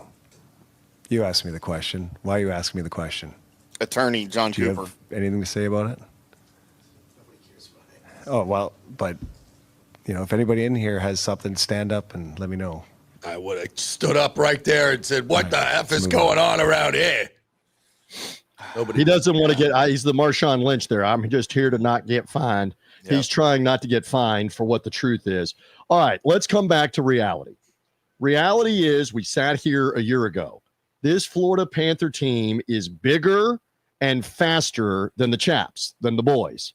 And for whatever reason, they have not been able to figure it out again in this series, despite being able to sneak game 3 as they did. And they were on the verge, JP. Yeah, they were. Of maybe sneaking game 4. But the issues still remain that this team, Panthers we're talking about, is a bad matchup for the Lightning. They're big. They stand them up at the blue line. Yep. They're excellent defensively. How about them killing off the 5-minute power play after the boarding hit? And did the Lightning get a shot? I think they got one shot with about 30 seconds left from a bad angle. So again, credit the Panthers here at this point. Yes. But the stuff has gotten saucy with the hits. And why do I think we've not seen the end of it now? I thought it was interesting because, again, I keep mentioning this to you, that when we're on Hulu or YouTube TV or all the other outlets that don't have FanDuel Sports, we're not ever seeing the Lightning broadcast. Unfortunately, we're not ever seeing their broadcast of the playoff game. So we were on the ESPN broadcast last night. Yep. All right, so Ray Ferraro right away on ESPN on the national broadcast said, I don't understand. How is that not called? How is that not a game misconduct? All right, so he was right on it right on the bat. Then great reality TV in between periods with Mark Messier and the rules analyst they have, former NHL referee Dave Jackson, where I thought they were going to go at it, where Messier says, that's got to be an ejection. It's going to be a suspension from the league. And Dave Jackson chirps right back at him. Mess, you did that 10 times in your career. His whole career was spent doing that. And they even showed some old video of Messier going and hitting people in the face with his elbow throughout his career. Yeah. It was great. So we're still have evolved from those, Neanderthal times. I would agree. We understand a lot more. We're supposed to be able to play the game in a fair way. And listen, I firmly believe that this, the Tkachuk hit on Gensel, which was completely intentional. Yes. And after the whistle and after the puck's gone. After the puck's gone. I thought it was way different than the Hagel hit, and he got suspended. Yeah. And listen, I don't want to be that guy, but when Gregory Campbell is the assistant general manager for the Panthers, and his father is the director of hockey operations for the National Hockey League, Colin Campbell. You're right. And George Peros, who's handing out these suspensions now, is also connected to the Panthers. Really? And Paul Maurice says, guys, go do your thing. I want Hagel out, I want Gensel out, and I want Kucherov out. And they've taken so many runs at Kucherov, I can't count them. He's they're in his kitchen, as Dave Randorf so eloquently said on this show last week. Yeah, right. Kucherov has been, I want to say a no-show, but he can't captain the power play. They got him up the point now on the power play. I don't get that. A Hedman needs to be at the point, playing the point, slamming shots in there, and go to the effing net. There's nobody in front of the net. There's just nothing. Well, that power play, that 5-minute power play was so pathetic. Painful. It was hard. They haven't scored, by the way, they haven't scored a power play goal since the very beginning of game 1. For their last 14. 14. And they're not even getting shots. You can't have that. You can't have that. Freaking puck. I think we'll see tomorrow night. All right. So this thing could turn around to an extent if the Lightning play well and win tomorrow night. Again, tough ask to beat this team 3 times in a row. But we may be sitting here if Florida puts it away tomorrow night, and we're saying the same thing we said last year, that this is arguably the best team They're the defending champs, and they're a bad matchup for the Lightning. 2 years in a row. Yeah. Well, to me, this is just like Washington 2018 all over again. When the Lightning had a 3-1 series lead, and they just Washington and Barry Trotz just said, "Go, Tom Wilson, go beat the hell out of everybody." And after every whistle, they were cross-checking guys, right, hitting the people in the back of the neck, and there was no calls.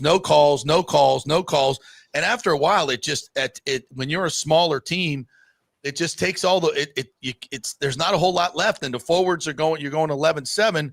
You lose Hagel, now you got 10 forwards, and you're trying to protect the lead, and the Panthers are just coming with that oppressive forecheck. It's tough, and those 11 seconds were like, you saw it coming. You just saw it coming. At least I did. I'm after that power play. Right, defensive lap, and the villain is the one that gets the goal on the defensive laps, wide open, and then.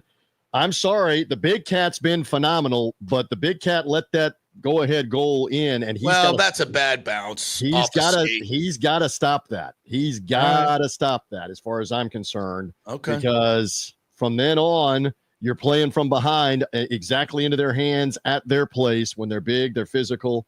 All right, so what do you gauge it at as we sit here on Tuesday morning to turn the series around tomorrow night? Is there a 10% chance? Do you think it's better? Do you think it's a 25% chance that they can turn the whole series around tomorrow night? What is your read? You are more plugged in, JP, than I am. Well, Timmy going with my feeling, first of all, tell me what's going on with Hagel, because without Hagel, there ain't no way we're winning 3 games in a row. Is Ekblad going to be suspended? I think that's a given. I don't think he's playing tomorrow night. Yeah, Mikola's going to be suspended, so they'll be without 2 defensemen. If the Lightning have Hagel, but they've got to change. They've got to drastically change the way they're playing. 20 shots a game is not going to get it done. Kucherov has got to score. It's not just set up people. He's got to score. I don't think right now. I hate to say it, but I think the Panthers, the way they're allowing them to play, it's very difficult to beat them. If you're going to allow them to just do whatever the hell they want in terms of physicality, and the Lightning are trying to fight back. They are. I'm not sitting here saying they're laying down, because I don't think they are. I think they're trying their ass off. I think they're playing as hard as they possibly can.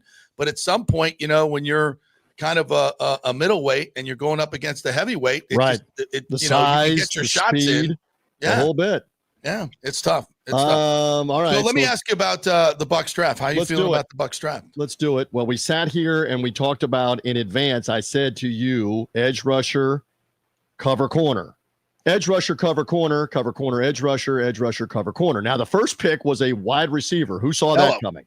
Not me. Not us. Although they gave us some hints before the draft that something like this might happen. I thought they were lying, though. Like they always do. What did Todd Bowles say? He said, we may take a wide receiver. Yeah, he did. We were told. They said a bunch of other stuff. All right, so that's an interesting pick. That can be viewed as a luxury pick, but you're also looking at 2026 and 2027 beyond just this year and you love the fact that he comes out of an Ohio State program that recently has had one after another impact receivers go into the NFL, from Marvin Harrison Jr., Chris Olave, Jackson Smith and Jigba, who is the one that I'm leaving out. There's another one out of the group before Buka.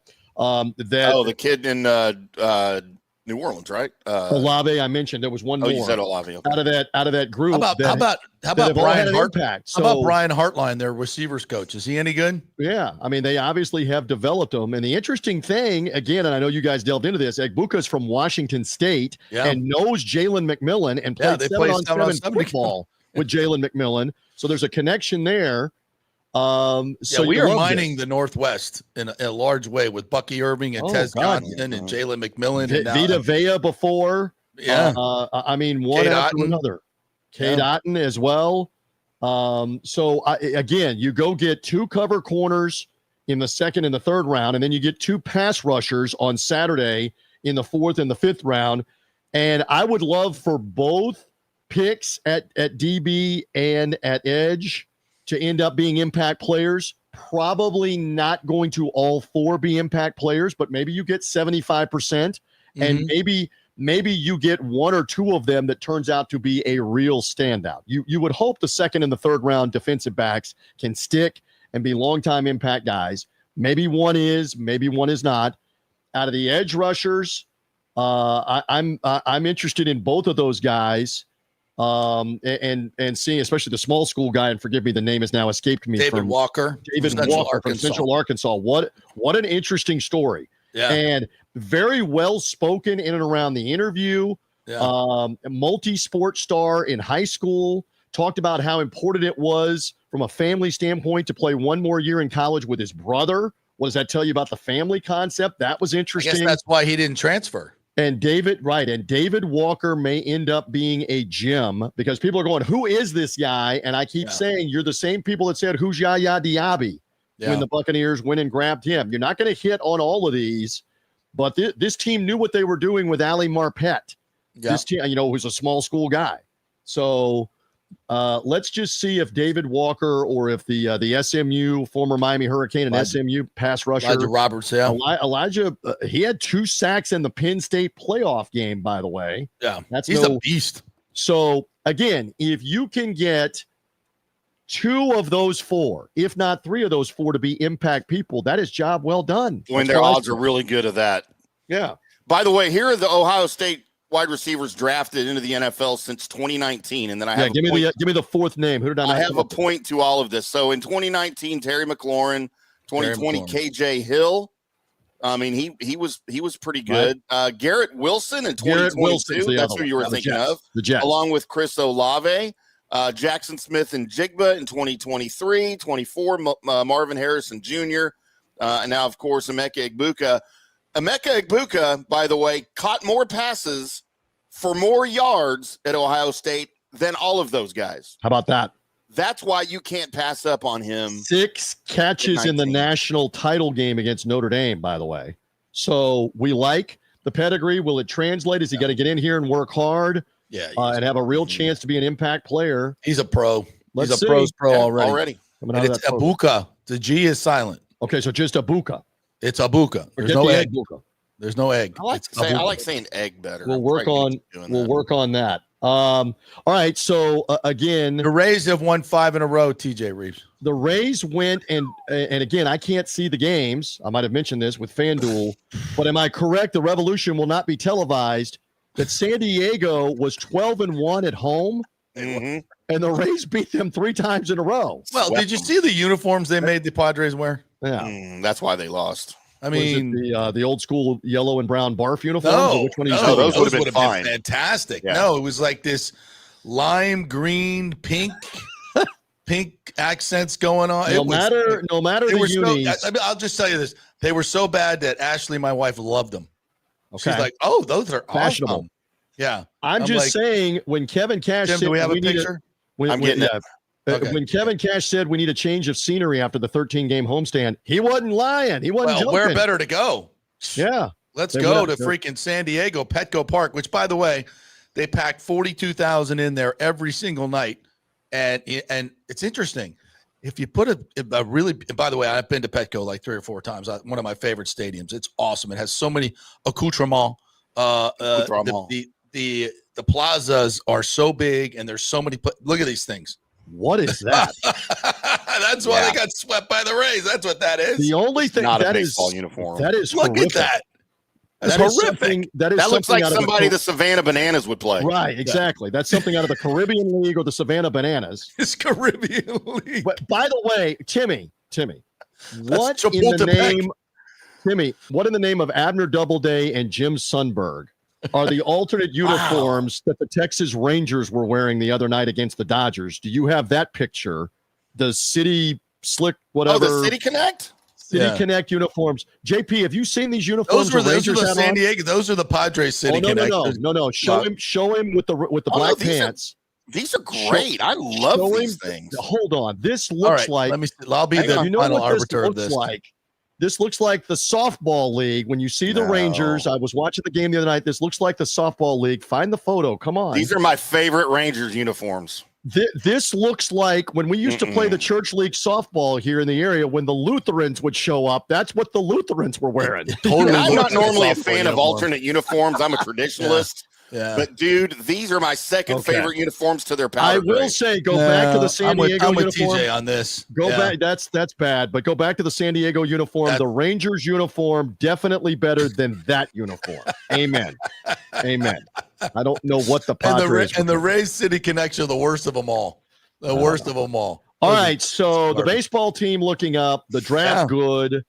Thank you for not making me talk about Shedeur Sanders because I know you got to run and I do as well. But I feel like we should be talking more about Shiloh than Shiloh Sanders coming here. Yeah. And if you saw the reports, Dion calling Todd Bowles and Jason Light and saying thank you for giving him the opportunity. But I heard Shiloh said to Shedeur, "Hey man, Dad's your agent. That didn't go so well for you, so I'm going to go get a real agent." He's like, "You're I'm fired." Called Drew Rosen. He said, "Dad, you're fired." Yeah. I'm calling Drew Rosenhaus. And you know what? Here's the thing: if Drew Rosenhaus calls the Bucs, they pick up the phone. If Dion calls, Jason's like, "I'm not taking this. You take it." Right. Right. By the way, I don't know if you guys covered this or not, but Benjamin Morrison's dad played with Todd Bowles in Washington.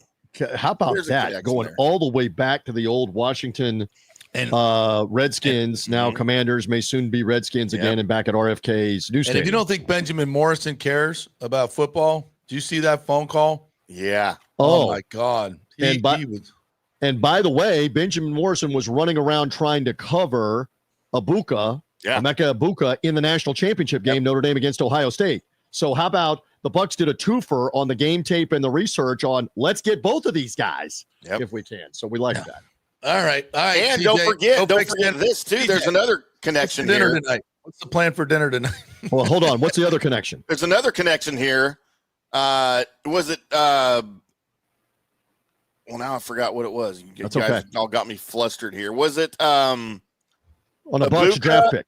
Oh, it was it Ibuka and Jalen McMillan? Yeah, correct. Yeah, played high school ball together. They played 7-on-7. You mentioned that earlier in the interview, Tim. That's okay. Pay attention. Yeah. That's okay. All right, we got him rattled because we got him talking about produce over here too. We got him rattled because we got him talking about the Rangers uniform. You got him doing replays back and forth like you own the guy. Come on, Jesus Christ. I know, but he did a great job with that. Once again, I'm producing the show on the fly on the uniforms. Thumbs up or thumbs down from the JP Peterson show. Comment on the video down below. Thumbs up or thumbs down. Rangers. I'm going Padres. I think Padres. I'm going. David Terry's already weighed in. They look like banana ball. Yeah. Right. He's absolutely right. All Cut the I sleeves can say, off like those jamokes do.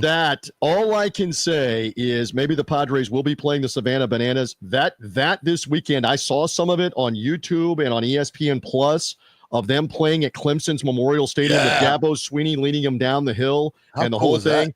They are on to something. I mean, they have an audience with the younger kids. They're the modern day Globetrotters. But you know what? They actually are playing competitive games, and the other team beats them. The other team has beaten them like 6 or 7 times in a row. Washington Generals. Because they're playing an actual game. Yeah. This has an audience. This has attendance. The Bananas are onto it, as we know from them being here in Tampa Bay. ESPN dropped Major League Baseball and picked up the Savannah Bananas. Start showing more Savannah Banana games because that's what the kids want to watch. Yeah.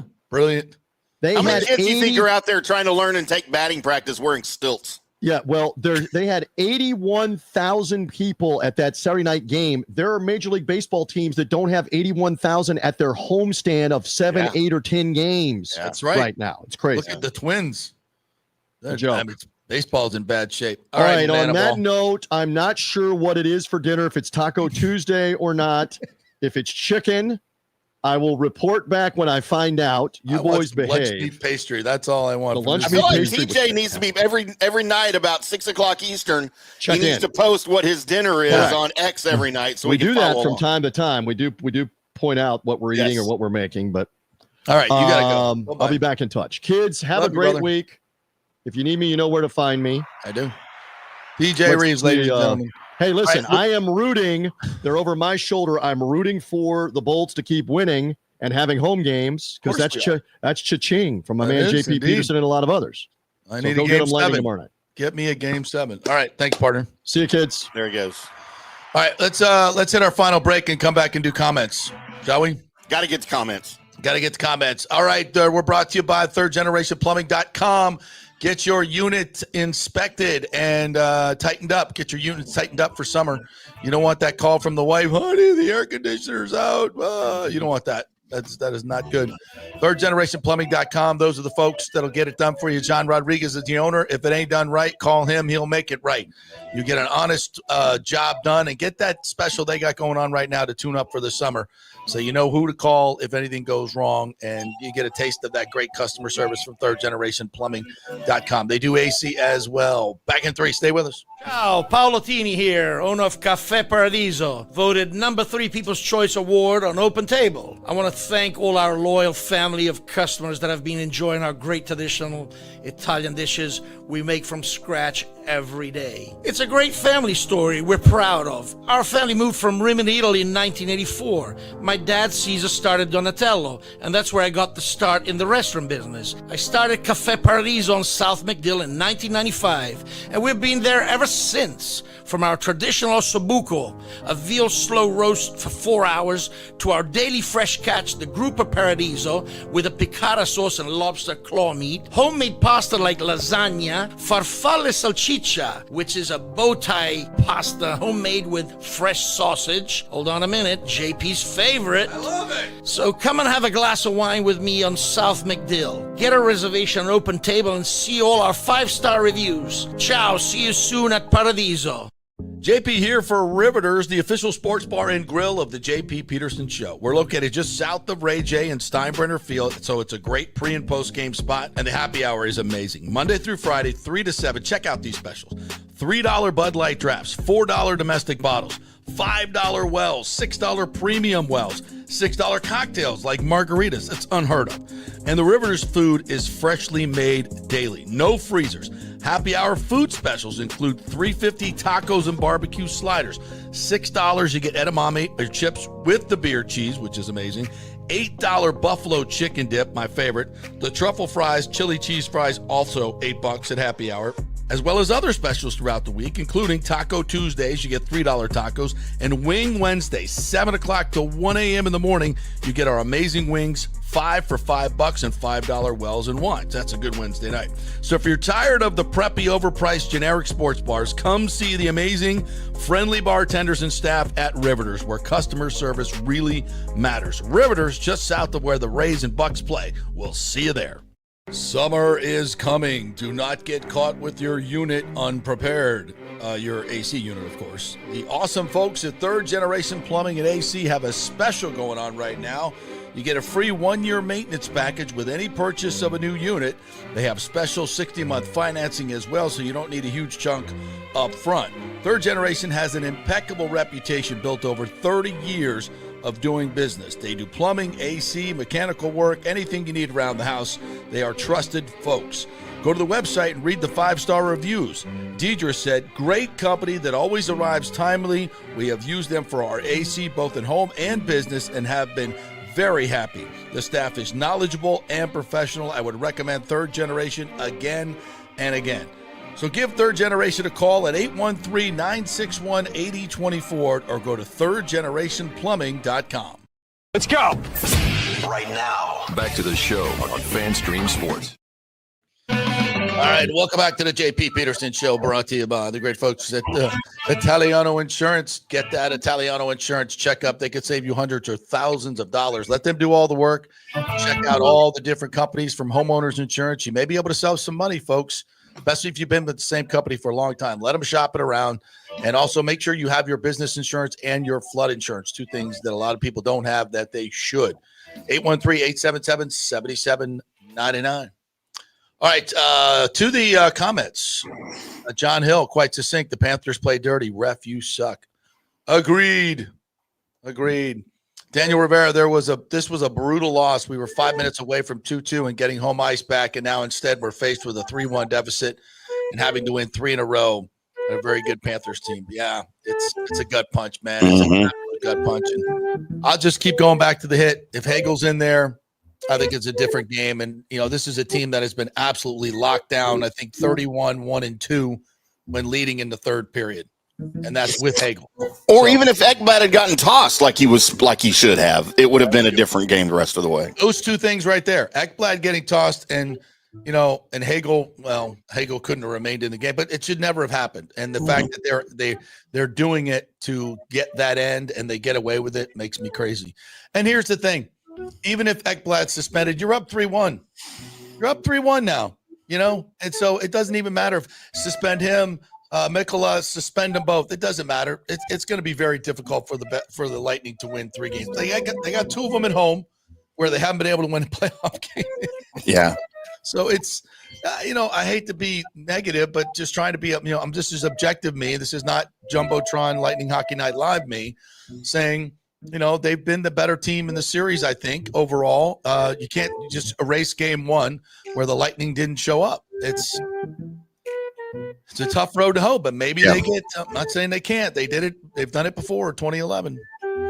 Long time ago. Michael LaRue says it's like the NHL loves dirty play because they allow it to continue. I think, Michael, at some point they think the physicality is what people want to see, that they love that in playoff hockey. But to a point, we want to see the best players. You can't let them be taking runs at Cooch and Hagel and Sorelli and Gensel. That's just not what people want to see. No, and you can play physical within the rules of the game. Right. That's what people want to see. We're asking, yeah. They allow you to hit people. Just do it in the right way and don't intentionally try to injure people, which is what the Panthers have been doing this whole series. Yeah. It's evident. They even tell you they're going to do it. They scream it out. Mm-hmm. Michael LaRue asked a very important question.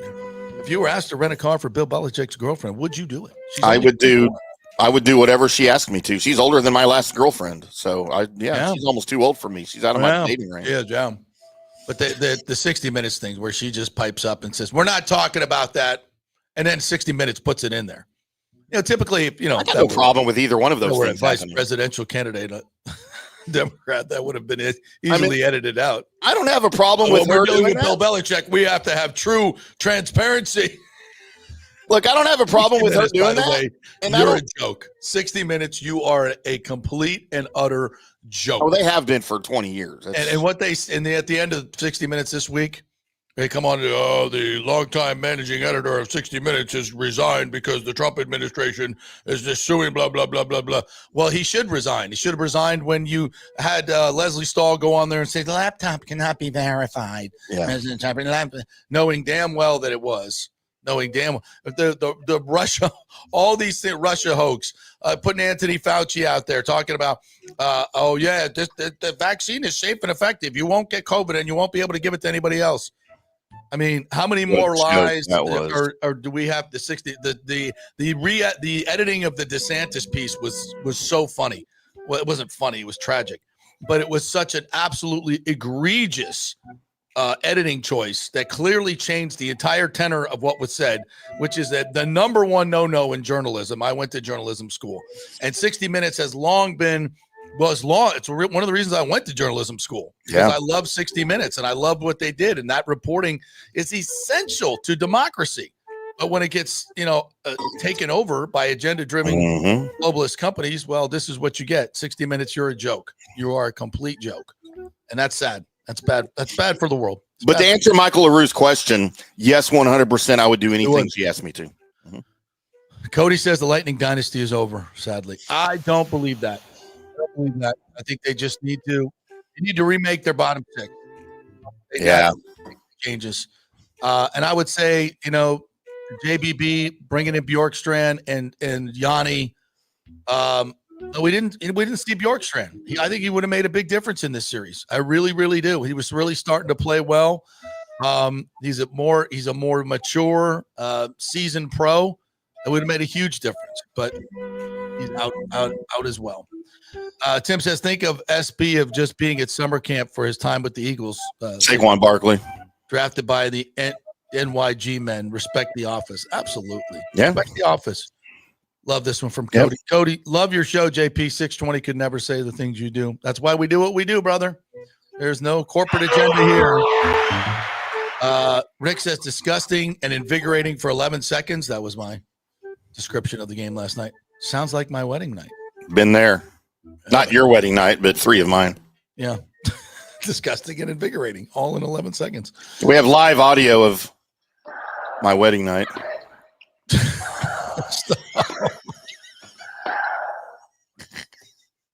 Thank you, Maria. Bucs basement, JP, let's not pretend this wasn't predictable. I said it prior to the game. Lightning have been terrible during the power play for seasons on end, and once again, it's the case. The power play was fifth in the league and third most of the league. It was good last year, so I don't know what you're talking about. But that's regular season. In Bucs basement, in the playoffs, it has been a nightmare. You're 100% right about that. And I don't know what the hell we were watching last night.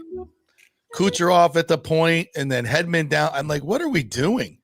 Like, well, I know we're trying to change it up a little bit, but man, that 5-minute power play was embarrassing. Coop's in desperation mode, looking for something to work right now. There's no question. Yeah, that was really bad. Mm-hmm.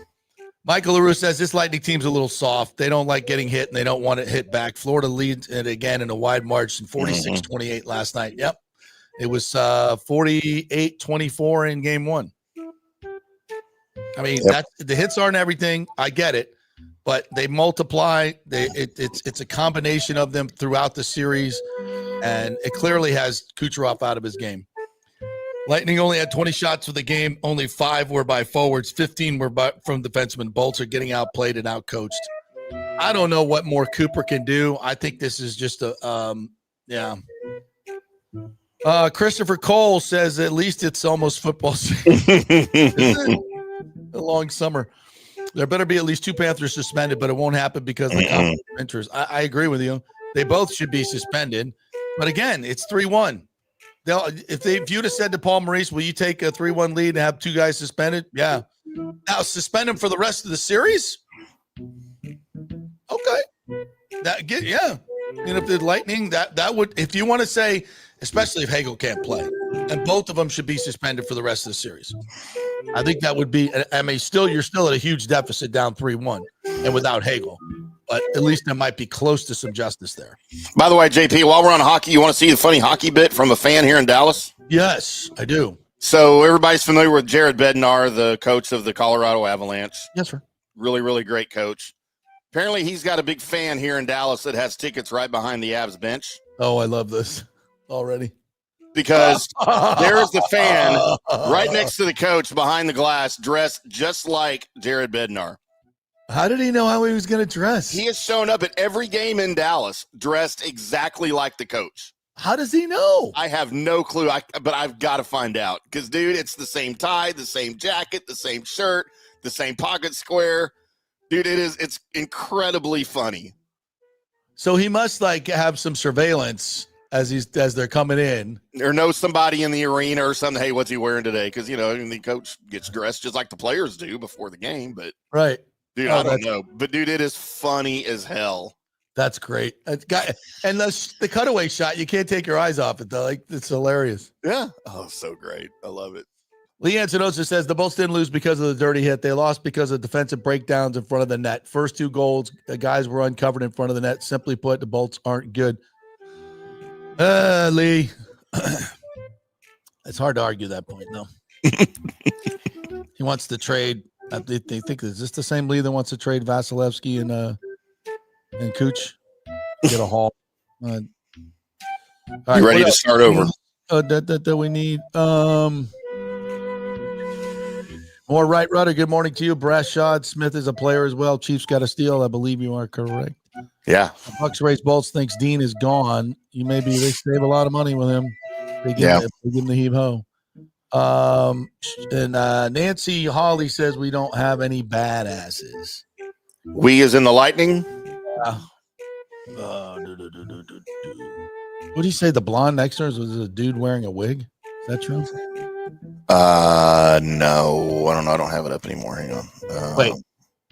Mikola's hit on Zemgus has resulted in a $5,000 fine. No suspension? Are you kidding me?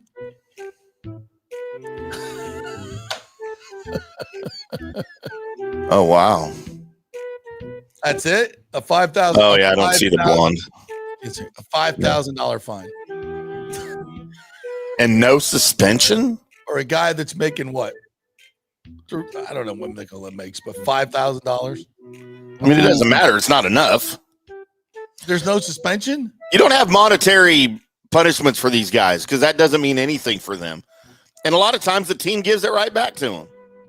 It's the maximum allowable in the CBA. There's no, come on, dude. You got to be freaking kidding me. You suspend them without pay. That's how they get hurt. All right. That'll do it for this somber show, but it was fun. We don't have we got taps in the pike. It's ready to go. We're gonna play some taps if we have to. No, not yet. We're not done yet. Not yet. Not yet. Did you say over? Nothing is over until we decide it is. Was it over when the Germans bombed Pearl Harbor? Germans? Stop it. He's on a roll. Well, it ain't over now. Niedermeyer, dead. Mikula, dead. Ekblad, dead. Who's with me? Let's go. May need to pull that to play it. We do. All right, kids. This this show is over. I can tell you that. Thank you guys for jumping in. Appreciate all the comments. Don't forget to like and subscribe on our YouTube channels, The JP Peterson Show and FanStream Sports. And, of course, like and subscribe on our social medias at JP Peterson Show on the X Machine and on Twitter or on Instagram as well. And like and subscribe on the Apple and Spotify podcast. We will see you tomorrow with more fun and frivolity.